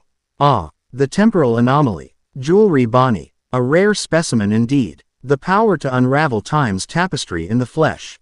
But your gift is limited. A parlor trick. You were merely editing the pages. His golden eyes shifted back to Naruto, glowing with a zealous fire. But he is not editing the book. He is threatening to devour the entire library. He took a step forward. His movements unnaturally fluid, more like a snake than a man. I am not your enemy, Naruto-kun, he purred, his voice a hypnotic, seductive whisper. Your village fears you. They see your power as a weapon to be locked away. A beast to be chained. I see it for what it is. A miracle. The next stage of evolution. A beautiful, perfect hunger that proves the ultimate truth. To exist is to consume. Every word was a key, expertly crafted to unlock the darkest chambers of Naruto's heart. He spoke of Naruto's loneliness, his desire for acceptance, his fear of the power he wielded. He didn't offer control. He offered something far more tempting. He offered justification. They want you to starve it, Orochimaru continued, his voice dropping lower. To shackle it with morality and restraint. I want to help you feed it. To help you understand its true potential. Imagine, Naruto-kun, the ability to consume not just the life force of your enemies, but their knowledge, their skills, their very history. Why settle for being a shinobi when you can become a god? All you have to do is embrace the hunger. Naruto's hands were clenched so tight his knuckles were white. The void was screaming its agreement. A chorus of desire that echoed the serpent's words. It was everything he had ever secretly wanted. To be seen, to be powerful, to never be empty again. But then he saw the weary faces of the people of Shiokaze. He saw the empty husk of Kujmitsu. He felt the steady warmth of Bonnie's presence beside him, her unwavering belief that he was the one holding the leash. I'm not interested in being a god, Naruto said, his voice hard as flint. And I'm definitely not interested in being your science project. Orochimaru's smile faltered for a fraction of a second. A pity, he sighed. Then the lesson must be more direct. His neck elongated with a sickening, boneless grace, his head shooting across the clearing like a striking viper. His mouth opened impossibly wide, revealing rows of sharpened teeth and a long, purple tongue that held a gleaming, chakra-laced blade. Bonney moved, a blur of pink and black. She swung her cutlass, not at his head, but at the grotesquely stretched neck. Gross, she yelled. Her blade never connected. A massive, purple snake erupted from the ground at Orochimaru's feet, its body as thick as a tree trunk, and intercepted the blow. The cutlass screeched against its scales, and the sheer force of the impact sent Bonney stumbling back. The battle was joined. Orochimaru's hands flew through a series of seals. Mandara no Jin, he hissed, and dozens of snakes, large and small, poured from his sleeves, a writhing, hissing tide of muscle and venom that flooded the clearing. Naruto reacted on pure instinct. He didn't try to fight them all. He became a void. He held out his hands and pulled, not at their life force, but at their physical substance. The snakes closest to him seemed to decay in midair, their scales turning to dust, our bodies dissolving into nothingness as they were consumed by small, localized pockets of the void. It was a powerful defense, but the sheer number of them was overwhelming. While Naruto held back the tide, Bonney went straight for the summoner. She dodged and weaved through the serpentine onslaught, her movements a chaotic, unpredictable dance. She got close to the first massive snake that had blocked her path and slapped its flank with her palm. A wave of pink energy washed over the beast. The titanic serpent, which had been rearing back to strike, suddenly began to shrink at a comical rate. Its massive scales softened, its fearsome head rounded, and in a matter of seconds, the monster was reduced to a harmless, bewildered garter snake that wiggled confusedly on the ground. Orochimaru's eyes widened with genuine, scientific curiosity. Fascinating. He was so momentarily distracted that he didn't see Bonney close the final distance. She lunged, her fingers outstretched, aiming for his face. "Let's see how you handle a few centuries, you creep." Just as her fingers were about to make contact, Orochimaru's skin bubbled and sloughed off, a complete, intact husk falling to the ground as a new slime-covered Orochimaru emerged from its mouth, like a cicada shedding its shell. The move was so unnatural, so fundamentally wrong, that Bonney recoiled in sheer disgust. The hesitation cost her. A snake shot from Orochimaru's new sleeve, wrapping around her leg and sending her crashing to the ground. "Bonney!" Naruto yelled. His focus broke for a second, and it was the opening Orochimaru needed. The ground beneath Naruto's feet turned to mud, and countless hands made of earth erupted, grabbing his legs, his arms, his torso, holding him fast. A snake, its fangs dripping with a strange, glowing venom, shot toward his exposed neck. He couldn't move. He couldn't form a void fast enough. He felt a sharp, searing pain in his shoulder as the fangs sank in. It wasn't just venom. He felt a sliver of Orochimaru's chakra being injected into him, a cold, reptilian probe that began to analyze his system from the inside. At the same time, the snake's fangs drew blood. A small sample. Orochimaru had gotten what he wanted. But he had made a fatal miscalculation. He had established a direct, physical link to Naruto. A primal roar of fury and pain tore from Naruto's throat. He wasn't thinking about control, about leashes, about sipping the energy. He was thinking of Bonney on the ground, of the cold, violating presence of Orochimaru's chakra inside him. The void didn't answer his call, it became him. The earthy hands holding him dissolved into dust. The snake biting him withered into a dried husk in an instant. Naruto's eyes glowed with a terrifying, hungry light. He looked at Orochimaru, not as a man, but as a meal. He lunged forward, moving with a speed that Orochimaru, for all his power, could not quite match. He slammed his hand onto the Sannin's chest. And he pulled. He sensation was a supernova in Naruto's mind. This wasn't the tainted, weary energy of Kujmitsu. It wasn't the simple vitality of an animal or plant. This was the chakra of a monster. It was ancient, unbelievably potent, and dense with knowledge and malice. It tasted of 1,000 forbidden jutsu, of countless stolen bodies, of an ambition so vast and so cold it was almost a physical force.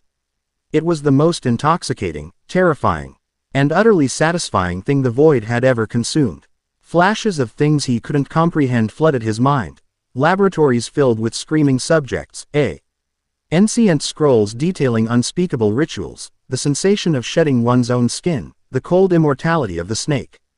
The power was incredible, a tidal wave that threatened to drown his own consciousness.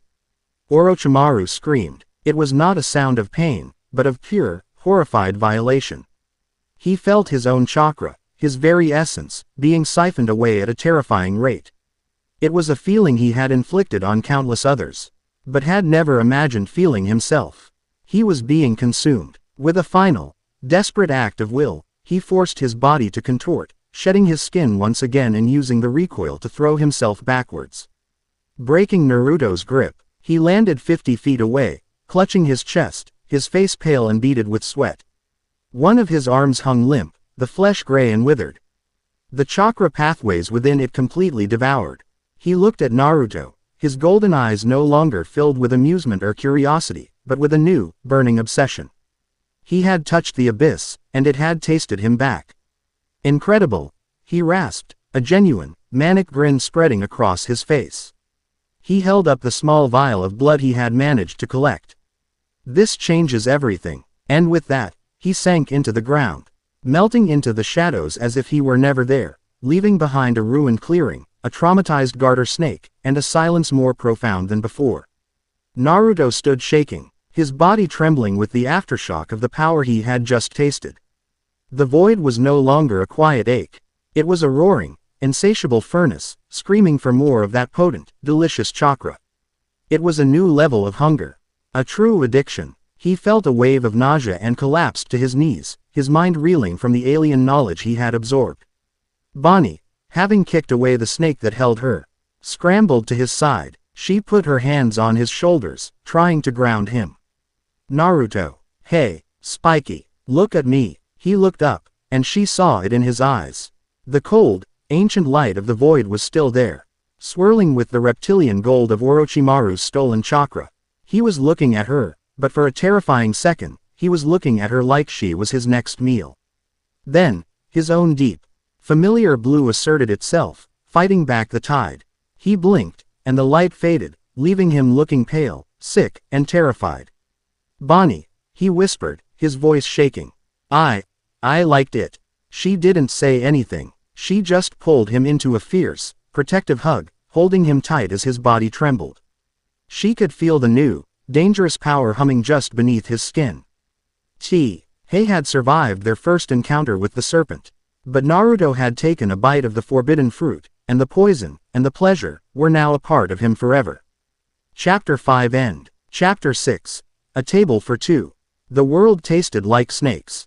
For 3 days after the fight, Naruto's senses were not his own. The scent of pine needles in the air carried a phantom undertone of cold stone and sterile laboratories. The texture of his food felt like sloughing skin in his mouth.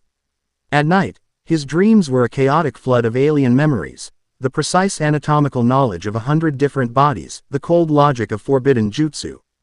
The visceral, repeated sensation of being reborn from his own flesh.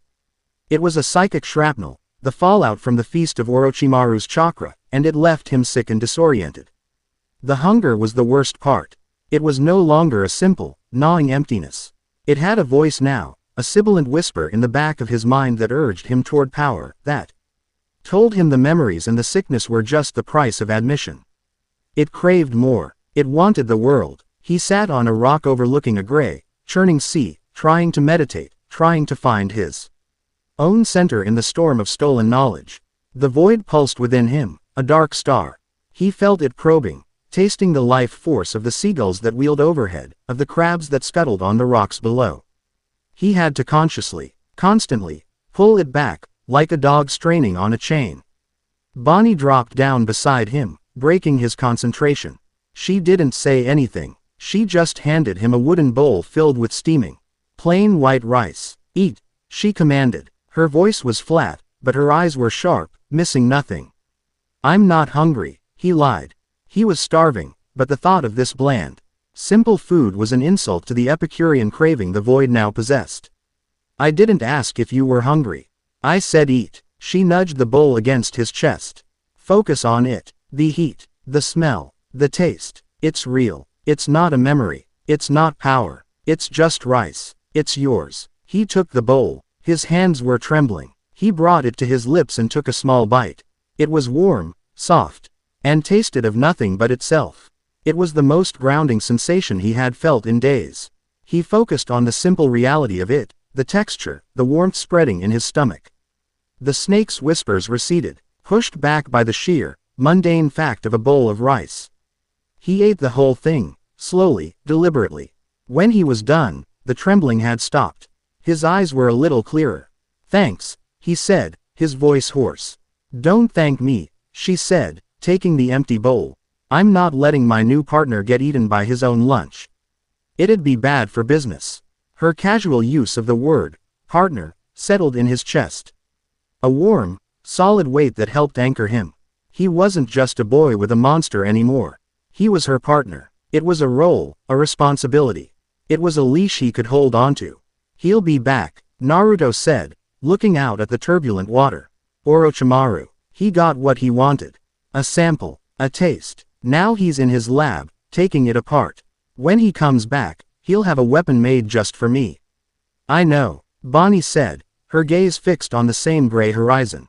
And those government spooks Kujmitsu worked for, they're not going to just forget about us. We poked a stick in a very big, very nasty hornet's nest. She stood up, dusting off her shorts. So, the running portion of our program is officially over. It's a stupid strategy, anyway.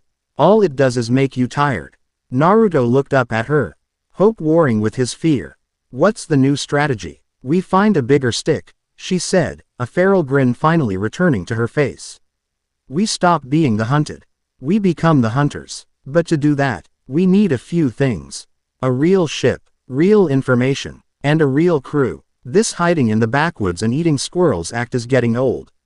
A crew. The idea of willingly bringing other people into their storm of chaos seemed insane. Who would be crazy enough to join us? Crazy people, Bonnie said with a shrug. The best kind, and I know just where to find the first one.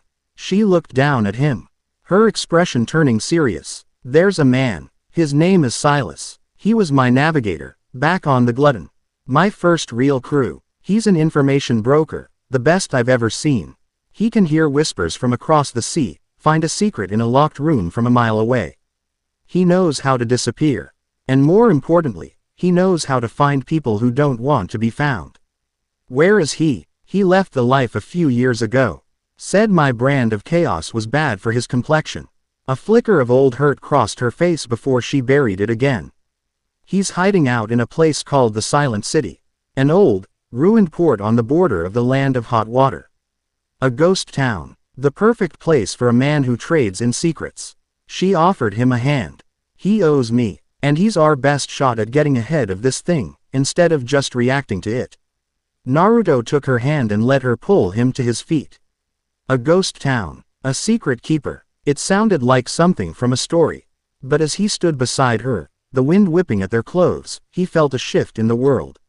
They weren't just two kids running from monsters anymore. They were forming a plan. They were building a foundation. And for the first time, he felt like they were fighting for a future, not just for the next sunrise. The chamber was deep beneath the earth, its walls carved from obsidian, and veined with glowing crystals that pulsed with a cold, blue light. It was a place of sterile order and absolute authority.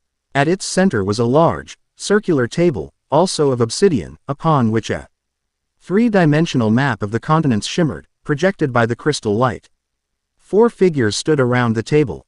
They wore simple, elegant robes of gray and white, their faces concealed by smooth, featureless porcelain masks that reflected the cold light. They were the arbiters of the celestial hand, the secret council that enforced the great balance. One of the masked figures, whose posture suggested a rigid, military bearing, pointed a gloved finger at a blinking red light on the map, located over the land of tea. The tide engine at Shioka's is a complete loss, he stated, his voice a clipped, dispassionate monotone. The vessel Kujmitsu was, as the observer put it, erased. The device itself imploded, leaving no trace. The accumulated energy was dispersed. It is a significant setback for the pan-continental pacification project. The Omega Prime targets, another figure, slighter of build and radiating an aura of intense intellect, murmured. The boy with the void. The girl with time. The observer's report on their encounter with the Konoha Anbu was illuminating. Their synergy is remarkable. Their power levels are beyond any previously recorded anomaly. A third figure, who had been silent until now, stepped forward. Her presence was different from the others. Where they were cold and detached, she radiated a focused, palpable intensity, a predator's stillness.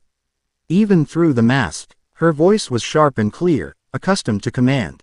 Illuminating. It was a disaster, she said, her voice cutting through the chamber's quiet hum. Observation has failed. We sent an acolyte to manage a simple tide engine, and he was devoured. We send observers to watch, and all they do is confirm that our house is on fire. The time for passive assessment is over. She placed her hands on the table, her gaze sweeping over the map. These are not just anomalies. They are ideologues. They did not simply destroy the engine for power, they did it out of a misguided sense of righteousness. Unchecked righteousness is the single greatest threat to the great balance. It inspires hope. Hope inspires rebellion. Rebellion leads to chaos. The military figure turned to her. What do you propose, adjudicator? The adjudicator's head tilted. I propose we stop treating this like a scientific curiosity and start treating it like the cancerous growth it is. I will take personal command. I will take the regulators. We will not observe them. We will not test them. We will corner them, dissect them, and use their component parts to reinforce the balance. The boy's ability to erase matter. The girl's to manipulate temporal states. These are tools too powerful to be left in the hands of children with a conscience. There was a moment of silence as the others considered her words. The intellectual figure finally gave a slow nod. The logic is sound. A direct approach is now warranted. Then it is decided, the first figure said. The Omega Prime targets are now under the jurisdiction of Adjudicator Kira and the Regulator Unit. Your objective is capture and retrieval. Failure is not an option. The Adjudicator bowed her head slightly. The balance will be served. She turned and walked from the chamber, her gray robe sweeping behind her. As she left, the projected map on the table zoomed in, the light of the crystals coalescing on a new blinking light, a tracker, faint but clear. Moving slowly but steadily toward the land of hot water. The hunt had begun in earnest. The journey to the Silent City was a lesson in paranoia. They traveled by night and slept in hidden caves and dense thickets during the day. Naruto learned to suppress his energy, to feed the void only in small, silent sips from the earth and roots around him, lest he create a beacon for those who hunted them. Bonney, in turn, taught him the practical arts of survival she'd learned on the Grand Line, how to read the stars, how to find clean water, how to create a smokeless fire. In small towns they had to pass through for supplies, she would use her power in subtle, clever ways. A touch to Naruto's hair would sprinkle it with a few gray strands. A tap on her own cheek would add a few wrinkles. A touch of middle-aged weariness to her face. They became a tired aunt traveling with her moody nephew, ghosts in the system, utterly forgettable.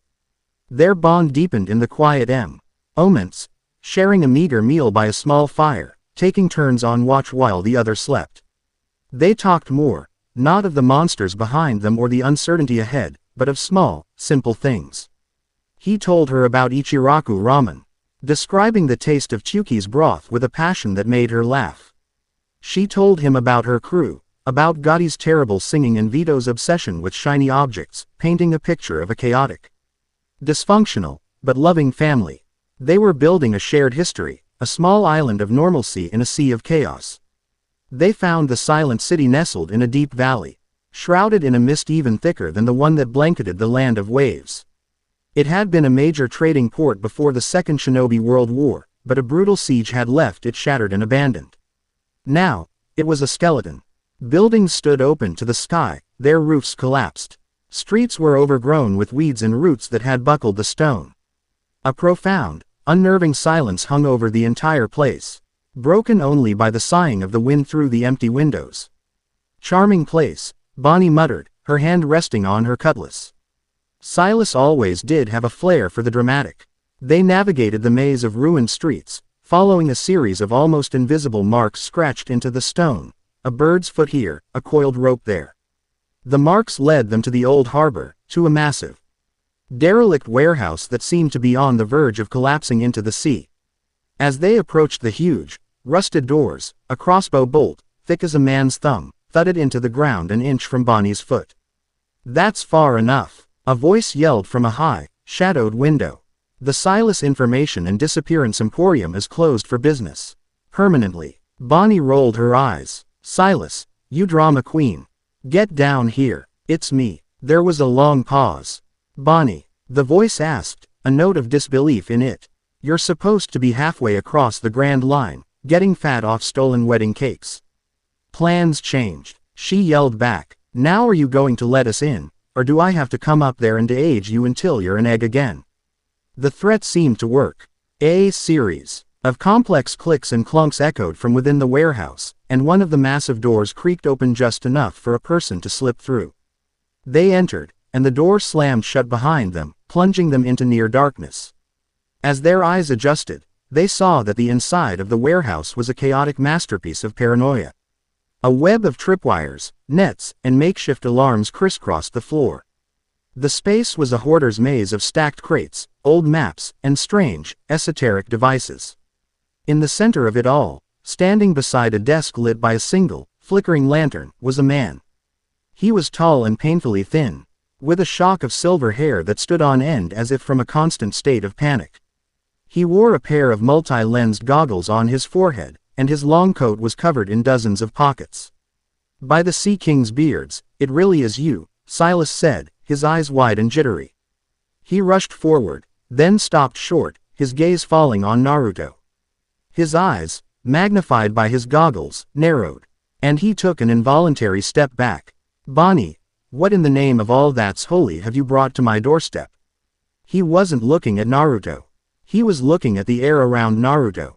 Like the observer from the celestial hand, he could sense it. The subtle distortion in reality. The beautiful, perfect emptiness. "This is Naruto," Bonney said, putting a protective hand on Naruto's shoulder. "He's with me, and we need your help, Silas." Silas just shook his head, running a hand through his already frazzled hair. "No, no, no. I am out of the Bonney brand of chaos business. I am retired. I deal in quiet secrets now, not whatever world-ending mess you've dragged behind you. That kid, he feels like a black hole wearing a jumpsuit." "We're being hunted," Bonney said, her voice low and serious, cutting through his panicked rambling. "By someone from this side of the world. A group that calls themselves the Celestial Hand. We took out one of their facilities. Now they're sending their best." Silas froze. The mention of the name had a profound effect on him. His jittery fear was replaced by a cold, still dread. He walked slowly back to his desk, picked up a dusty ledger, and began flipping through its pages. "Celestial Hand," he whispered. "I've only heard whispers, rumors, a boogeyman story, a clandestine order, older than any of the hidden villages, with members embedded in the highest echelons of power everywhere. They don't involve themselves in politics or wars. They have only one objective: maintaining what they call the Great Balance." "What does that mean?" Naruto asked. Silas looked up from his book, his magnified eyes locking onto Naruto's. "It means they eliminate anything, or anyone, they deem a threat to the status quo. A new technology, a revolutionary ideology. A shinobi who grows too powerful." He paused, his meaning clear. "Or a boy who can eat existence. Or a woman who can make time itself her plaything. To them, you aren't people. You are destabilizing variables. You are the embodiment of chaos. And their entire reason for being is to impose order."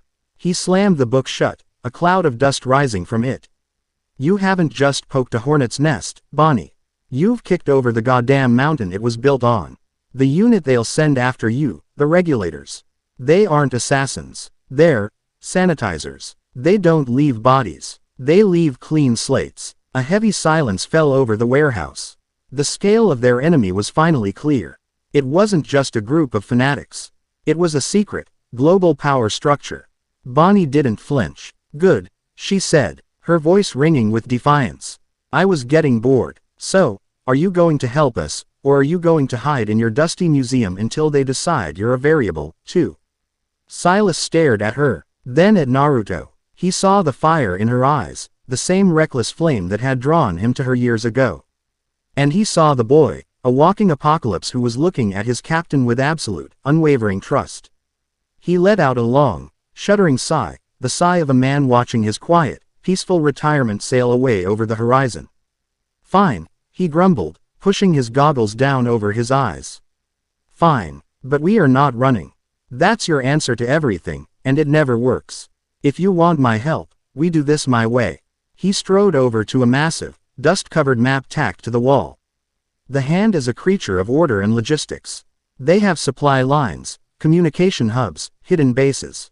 They have weaknesses." He tapped a location on the map, a small island chain not far from the Land of Waves. "This is one of their primary communication relays for this entire sector. It's disguised as a simple lighthouse. You take it out, you blind the adjudicator who's hunting you. You buy us time to find a ship, to gather the others, to turn your duo into an army." He turned to face them, a manic, strategic light in his eyes. The paranoid recluse was gone, replaced by the master navigator and tactician Bonney remembered. "So, what's it to be?" he asked. "Are we going to keep being the appetizer for every monster that comes along?" Or are we finally going to sit down and serve them the main course? Chapter 6 End. Chapter 7. The Main Course. The archipelago known as the Dragon's Teeth was a series of jagged, black rock islands that clawed their way out of a perpetually stormy sea. It was a place cartographers marked with a skull and sailors avoided, which made it the perfect location for a clandestine communications relay. At the heart of the largest island stood the lighthouse, a stark, windowless tower of smooth, white stone that seemed to drink the gray light from the sky. It pulsed with a low, almost subsonic hum of power, a silent scream of information being beamed across continents. Their stolen skiff, battered and barely seaworthy, was a toy in the violent waters surrounding the islands. Silas, looking even more frazzled than usual with his elver hair plastered to his forehead by the sea spray, expertly navigated them through the treacherous currents, his knuckles white on the tiller. "This is insane," he yelled over the roar of a crashing wave. "We're attacking a fortified enemy position in a rowboat." "A rowboat? It's a skiff," Bonnie yelled back, her grin a feral slash against the storm. "And it's called a surprise party, Silas. You're supposed to show up unannounced." Naruto said nothing. He sat in the bow, a still point in the chaos. He was focused inward, feeling the thrum of the tower not with his ears, but with the void. It was a strange energy, not chakra, not life force, but something else, cold, sterile, and potent.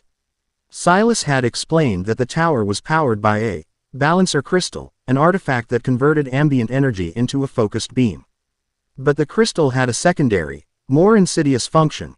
It generated a suppression field, a subtle aura designed to dampen and disrupt large-scale energy signatures, making it difficult for powerful individuals to use their abilities to their full potential. It was a weapon disguised as a power source. As they drew closer, he could feel it, a gentle, cloying pressure against the void. Like trying to breathe through a wet cloth. The roaring furnace of his hunger was being banked, muted. The whispers of the snake were silenced. He felt weaker, more normal, and it was terrifying. Silas guided them into a hidden cove, a sliver of calm water sheltered by towering rock formations. "This is as far as the boat takes us," he said, his voice tense. "The tower is on the central plateau. According to the schematics I acquired, there are 12 guards. Regulator class, and the adjudicator herself is on site, overseeing a system upgrade. We've walked into the serpent's den." "Good," Bonnie said, hopping out of the skiff and onto the black, volcanic rock. "I hate waiting in line." They scaled the slippery cliffs, the wind threatening to tear them from their handholds. By the time they reached the plateau, they were soaked, cold, and on edge. The tower loomed before them, stark and silent. There were no visible guards, no patrols. The only sign of life was the oppressive hum and the heavy, dampening field that was now a palpable weight in the air. "It's a trap," Naruto whispered, his senses screaming at him. The lack of guards wasn't an oversight, it was an invitation. "Of course it's a trap," Bonnie scoffed. "When is it not a trap? The trick is to be the more dangerous thing inside it." They had no other choice. They moved forward, two small figures crossing the windswept, rocky plateau. As they reached the base of the tower, the single, seamless door hissed open. A woman stood silhouetted in the doorway. She was tall and slender, dressed in same gray and white robes as the council members from Silas's description. She wasn't wearing a mask. Her face was sharp and angular, framed by short, severe black hair. Her eyes were the color of a winter storm, and they held an ancient, chilling calm. This was the adjudicator, Kira. "Naruto Uzumaki. Jewelry Bonney," she said, her voice as crisp and cold as snapping ice. "You have been a difficult variable to isolate. I am pleased you decided to deliver yourselves." She stepped aside, gesturing into the tower. "Please, enter. The experiment is ready to begin." The interior of the tower was a single, vast, circular chamber. The walls were lined with glowing conduits, all leading up to the massive, pulsating crystal suspended from the ceiling. Standing in a circle around the chamber were the 12 regulators. They wore form-fitting, gray armor and full-faced helms that glowed with a soft, blue light. They were utterly still, their hands resting on the hilts of strange, rod-like weapons at their belts. The door hissed shut behind them, sealing them in. The suppression field intensified tenfold. Naruto gasped, the feeling like a physical blow. The void within him felt distant, a faint echo. He tried to draw on its power and found only a trickle, a frustratingly weak pull that was not nearly enough to do anything. Bonnie stumbled, her hand flying to her head. "What is this?" she grunted. "My head feels like it's full of cotton." She tried to focus her power, to touch a nearby conduit and age it to dust, but nothing happened. The pink aura sputtered and died at her fingertips. Kira smiled, a thin, clinical expression. The balancer crystal, a beautiful piece of technology. It enforces equilibrium. It takes your excessive energies and smooths them out. In this chamber, you are not gods. You are not anomalies. You are simply a boy and a girl, outnumbered, unarmed, and utterly out of your depth. The 12 regulators drew their weapons. They weren't swords or staffs, but rods that hummed to life with blue energy, forming short, crackling blades. They advanced, their movements synchronized, their footsteps silent. Bonnie spat on the floor. "So, a fair fight, then. I hate fair fights." She drew her cutlass, a simple, mundane piece of steel. This was what the hand had planned. Not a battle of gods, but an execution. To strip them of their power and then dissect them with clinical precision. Naruto's mind raced. The void was suppressed, but not gone. It was just muffled. He looked up at the crystal, the source of the field. It was the heart of the problem. His eyes darted around the room. At the conduits feeding it, at the regulators closing in. He couldn't fight them like this. They were trained, armed, and armored. He and Bonnie were just them. The regulators attacked. It wasn't a chaotic brawl. It was a symphony of violence. They moved as one, their energy batons weaving a complex pattern of attack, forcing Naruto and Bonnie back to back. A baton strike sizzled past Naruto's ear. He ducked and lunged, his kunai scraping uselessly against the regulator's armor. Bonnie parried a blow with her cutlass, the impact jarring her arm to the shoulder. They were completely on the defensive. Their skills as fighters simply not enough to overcome the trained, armored squad. "Any bright ideas, Spiky?" Bonnie grunted, blocking another strike that sent sparks flying from her blade. "The conduits," Naruto yelled, an idea, born of desperation, taking shape. "The crystal is the amplifier, but the conduits are the source. They're powering it." He broke away from their back-to-back formation, a move that exposed him completely. 3 regulators converged on him. He didn't try to fight them. He dodged the first strike, let the second one slam into his side, a brutal, rib-cracking blow that sent a shockwave of pain through him, and used the momentum to throw himself toward the wall. He slammed his hand against one of the glowing conduits. He closed his eyes and pushed past the suppression field with every ounce of his will. He didn't just invite the void, he tore it open, focusing its muffled hunger on the energy flowing through the conduit. For a terrifying second, nothing happened. Then, he felt a latch. The void, starved and angry, bit down. The conduit sputtered. The sterile energy flowing through it was a different kind of meal, but a meal nonetheless. He began to consume it, pulling it into himself. It was like drinking pure, unrefined static, a jarring, painful process, but it was working. The conduit flickered and died. The suppress, scion field in the chamber wavered for a fraction of a second. The oppressive weight lessened. Bonnie felt it instantly. A flicker of her power returned. The regulator swinging at her head suddenly found his movements becoming sluggish. His joints stiffening as she aged him 5, maybe 10 years in a split second. It wasn't enough to stop him, but it was enough to make him miss. Kira's eyes narrowed. "Adaptable," she murmured. "Impressive." She made a sharp, 2-fingered gesture. 4 of the regulators disengaged from Bonnie and moved to intercept Naruto. But the taste of the conduit's energy had given the void a foothold. Naruto scrambled to the next conduit, a baton strike leaving a deep, burning gash in his leg. He slapped his palm against the glowing surface and pulled. This time, the connection was faster. The second conduit died, its light extinguished. The field flickered more violently. The hum of the crystal began to waver. "Now we're talking." Bonnie laughed. She darted forward, her movements regaining their unnatural fluidity. She tapped a regulator on his armored chest. A pink pulse of energy. The high-tech armor beneath her hand corroded in an instant, rusting and crumbling into a pile of metallic dust. exposing the man beneath. His eyes widened in his helmet a second before Bonnie's cutlass put him down for good. It was a turning point. The fight was no longer a one-sided execution. It was a desperate, chaotic battle. Naruto became a target of opportunity, his sole mission to drain the conduits while Bonnie, a whirlwind of temporal chaos, bought him time. She aged them, de-aged them, turned their armor to rust and their batons to brittle sticks. She wasn't just fighting. She was creating chaos, breaking their perfect synchronization, turning their strength against them. Naruto reached the final conduit, his body a canvas of bruises and burns. As he reached for it, Kira moved. She crossed the chamber with a speed that was not entirely human, a blade of pure, compressed energy extending from a device on her wrist. She wasn't just a commander, she was a warrior. Her blade sliced toward his neck. He was too injured, too slow to dodge. At the last possible second, a stolen energy baton flew through the air and slammed into Kira's side, thrown with all of Bonnie's strength. The blow would have shattered a normal person's ribs. Kira barely flinched, but it knocked her strike off course. The energy blade searing the wall an inch from Naruto's face. It was the opening he needed. He slammed his hand against the last conduit and devoured its energy.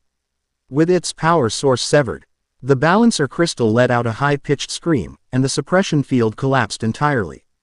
The effect was instantaneous and explosive. The void, unshackled and gorged on the tower's raw energy, erupted from Naruto. It wasn't a pull, it was a shockwave of pure, annihilating hunger. The remaining regulators, caught in the blast, simply ceased to be. Their bodies, their armor, their very existence was consumed in a silent, terrifying wave of nothingness that washed across the chamber. Kira, at the epicenter, was thrown back, a shield of personal energy flaring to life around her just in time to save her from utter annihilation. It shattered under the strain, and she slammed into the far wall, her arm bent at an unnatural angle, her cold calm finally broken by a grimace of pain.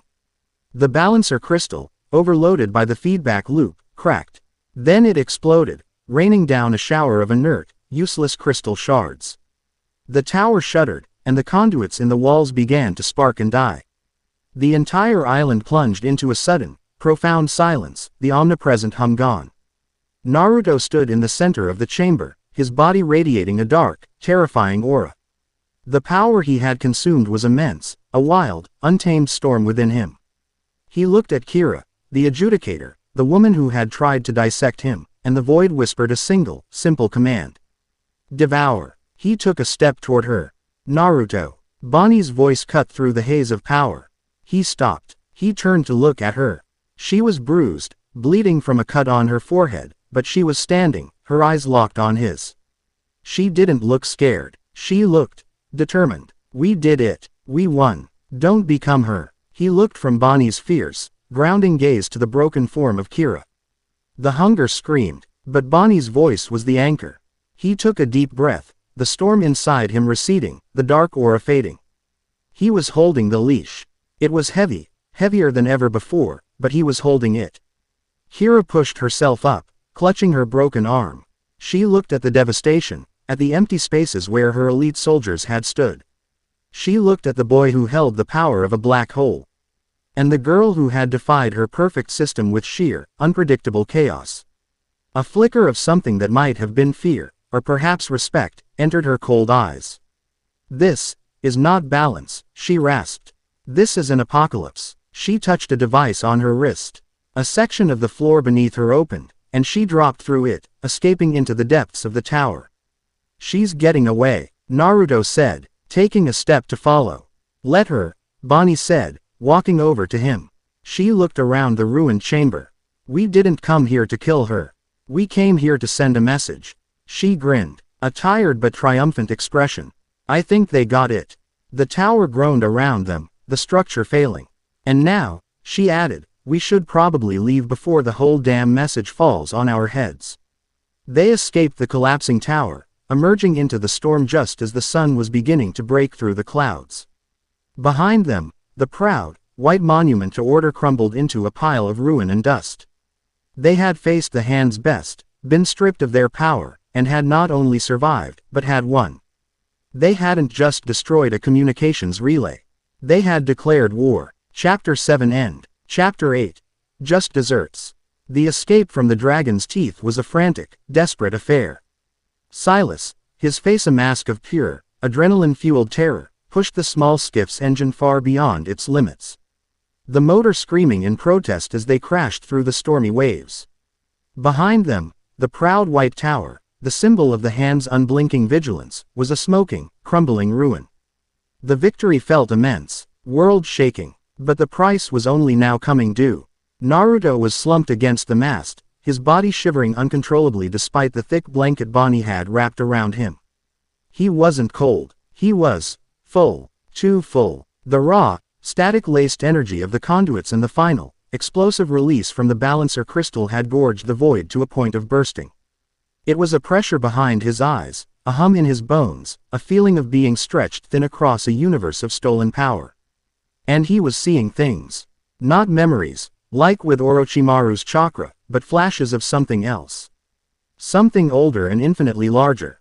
He would blink, and for a fraction of a second, the gray, churning sea would be replaced by an endless, silent expanse of black, dotted with cold, unblinking stars that felt like eyes. He would feel a sensation of floating, of being a single, insignificant speck in an abyss of unimaginable scale. And in that abyss, he would feel a presence. It wasn't a being, not in any way he could comprehend. It was a consciousness made of pure, conceptual hunger. It was the void, not as an absence, but as an active, patient, waiting entity. It was the source, and it had felt him. The destruction of the tower, the massive surge of energy he had consumed and unleashed, had been a flare in the darkness, a dinner bell rung across dimensions. And the ancient, slumbering thing it was connected to had stirred in its sleep. His energy levels are off the charts, Silas said, his voice tight with anxiety as he risked a glance away from the waves. He was looking at a small, strange device on his wrist, a needle flickering wildly in the red. It's fluctuating. It's not a stable system. He's like a cracked reactor core. Bonney was kneeling beside Naruto, her face a grim mask of concern. She placed a hand on his forehead. He was burning up. Naruto. Spiky. Talk to me. He looked at her, but his eyes were unfocused, staring at something just past her shoulder. It's waking up, he whispered, his voice raspy. I rang the bell, and it's waking up. A particularly violent wave crashed over the bow, drenching them all in cold salt water. The shock of it seemed to snap Naruto back to himself. He gasped, his eyes focusing on Bonney's worried face. The vision of the star-filled void receded, leaving behind a phantom chill and lingering feeling of being watched by galaxies. What's waking up? Bonney pressed, her grip on his shoulder tightening, trying to anchor him to the real world. He shook his head, the words failing him. How could he describe it? How could he explain that the monster on a leash inside him was just the leash itself, and he'd just woken up the true beast at the other end of it? The victory felt hollow now, replaced by a dread far colder and deeper than the fear of any human enemy. He hadn't just declared war on the celestial hand. He had put the entire world on the menu. Adjudicator Kira knelt in the center of the obsidian chamber, her broken arm now set in a high-tech medical brace. The featureless masks of the 4 council members stared down at her, their silence a heavier judgment than any condemnation. She had just finished her report, factual, precise, and utterly damning. The loss of the dragon's teeth relay. The complete annihilation of her 12 elite regulators. Her own failure to contain the targets. You were given the hand's finest weapon, Adjudicator, the military-toned council member said, his voice dangerously soft. And you were broken by 2 chaotic variables. Quote, the weapon was the wrong tool for the task, Kira stated, her voice steady, betraying no hint of shame. Her cold calm had returned, but it was now tempered by the memory of the void's absolute power. The balancer crystal suppresses excess energy. We believed this would render them helpless. We were wrong. The boy's power is not an excess of energy. It is an absence, a true void. The crystal created a vacuum, and his nature simply filled it. He did not fight our system. He consumed it. The intellectual council member leaned forward. And the energy release when the crystal failed. Range sensors registered a trans-dimensional energy signature unlike anything ever recorded. It was a beacon, Kira said, the memory making her flinch. I felt a presence, a resonance. The boy is not the source of the power. He is a gateway, an anchor for something else. A heavy silence descended upon the chamber. The council members exchanged glances, a silent communication passing between them. Finally, the one who had not yet spoken, the one they called the Lord Balancer, shifted on his throne in the shadows. The archives speak of the primordial hungers, his ancient, calm voice echoed, sending a ripple of unease through the others. Entities that existed before the world had a shape. Beings of pure concept. The texts were considered myth. It seems they were merely history. He paused. You were right, Kira. Your tools were inadequate. One does not fight a concept with soldiers and steel. What are your orders, my lord? Kira asked, her head bowed. The hunt is no longer about capture, the Lord Balancer declared. The variable has become a catalyst for a world-ending paradigm shift. He is a key, turning a lock we did not even know existed. We cannot allow that door to open. His voice hardened. We must craft a new tool. A weapon not of suppression, but of negation. Something that can target the link itself. The intellectual division will begin at once. Your new mission, Adjudicator, is to find a way to sever the boy from his source. Even if it means erasing the boy himself to do so. And the girl, she asked. She is the fulcrum, the Lord Balancer answered. Quote, she is the chaos that balances his order of destruction. She is his anchor to this world. Remove her, and the boy may lose control completely, becoming a true gateway. She is to be neutralized. A variable to be controlled. Use her against him. The great balance demands sacrifice. Even from its enemies. Kira rose, a new, cold purpose in her eyes. The mission was no longer about enforcing order. It was about preventing extinction. In a laboratory lit by the ghastly green glow of bubbling vials and humming machinery, Orochimaru threw his head back and laughed. It was a sound of pure, unholy ecstasy. On a screen before him, complex graphs and energy readings scrolled at a dizzying pace, all data pulled from the atmospheric sensors he had seeded throughout the land of waves. The energy spike from the Dragon's Teeth archipelago had been an eruption, a beautiful, chaotic masterpiece of power. The small sample of Naruto's blood floated in a suspended, nutrient-rich solution, the cells dividing and pulsing with a dark, hungry energy. It's not a bloodline, he hissed to himself, his golden eyes wide with manic discovery. It's not a mutation. It's a parasite. No, not a parasite, a symbiote. I see relationship with a conceptual entity. A tear in the fabric of reality, sutured shut with a human soul. He had cross-referenced the energy signature with the deepest, most forbidden texts in his sea. Election. Scrolls he had stolen from Uzushiogakure before its fall, tablets plundered from the tombs of forgotten gods. It was all there. The whispers of the Ouroboros, the World Eater. The Devourer of Stars, an entity that slept in the spaces between worlds. And the boy has been poking it with a stick, Orochimaru chuckled, his long tongue darting out to lick his lips. First my chakra, a rich and complex appetizer. Then an entire power station of refined energy, a main course fit for a king. He turned to the vial of blood, his smile widening. He is preparing the feast. He is marinating the world for his master's arrival. The thought did not terrify him. It thrilled him. The shinobi world, with its endless, petty squabbles over land and honor, was a tedious game. But this was cosmology. This was the study of godhood itself. Kabuto, he called out, his voice sharp. His loyal subordinate appeared from the shadows, his glasses catching the green light. Yes, Lord Orochimaru, accelerate the Edo Tensei preparations. And begin the modifications on the Zetsu clones. The game is about to change. The celestial hand will try to close the door the boy is opening. The fools. They seek to preserve this stagnant little world.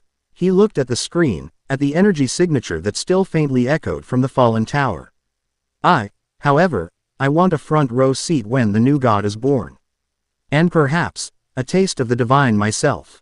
He was no longer interested in just possessing Naruto's power. That was thinking too small. He now sought to hijack the ritual itself, to be their Hen the gateway fully opened and steal the power not from the boy, but from the entity behind him. They made camp on a small, nameless island, a place of serene beaches and quiet forests that Silas H. had marked on a hidden map as a place to go when the world ends. The adrenaline of the battle and the escape had faded, leaving behind a heavy, bone-deep exhaustion. For 2 days, Naruto did little but sleep, his body trying to process the flood of alien energy. Bonney stayed by his side, a silent, watchful guardian. She hunted for food, kept the fire going, and chased away Silas's nervous hovering. She watched him as he slept, saw him twitch and murmur as the cosmic visions flickered through his mind.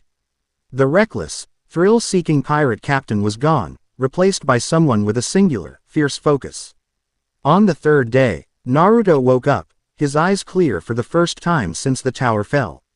He sat up, the blanket falling away.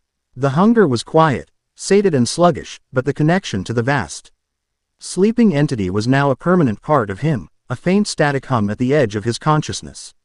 He found Bonney sitting on the beach, staring out at the sunset. He sat down beside her. For a long time, they just watched the sky bleed from orange to purple. "I have to tell you what I saw," he said finally, his voice low.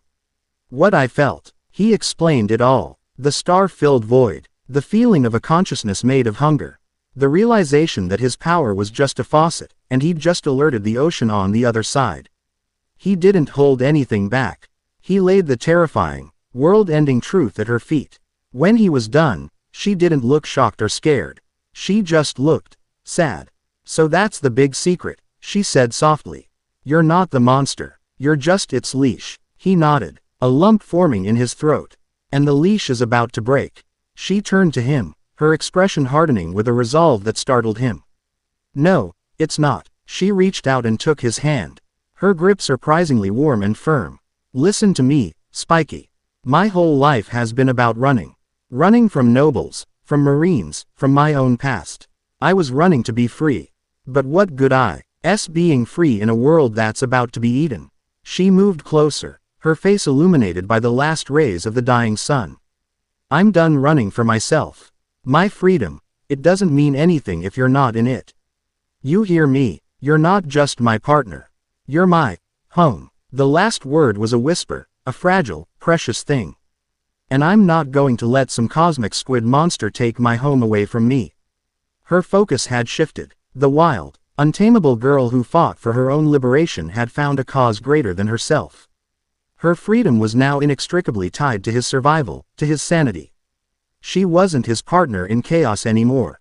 She was his anchor. "We're going to figure this out," she said, her voice ringing with an absolute, unshakable conviction. "We'll find a way to cut the line. We'll find a way to starve the bastard. Whatever it takes. Me and you." Naruto looked at their joined hands, at the fierce determination in her eyes, and the roaring terror in his soul quieted to a whisper. The hunger would always be a part of him. The shadow of the World Eater would likely loom over him forever. But as he sat there, with her by his side, he wasn't just a leash or a gateway. He was Naruto. And he was not alone. Chapter 8 End.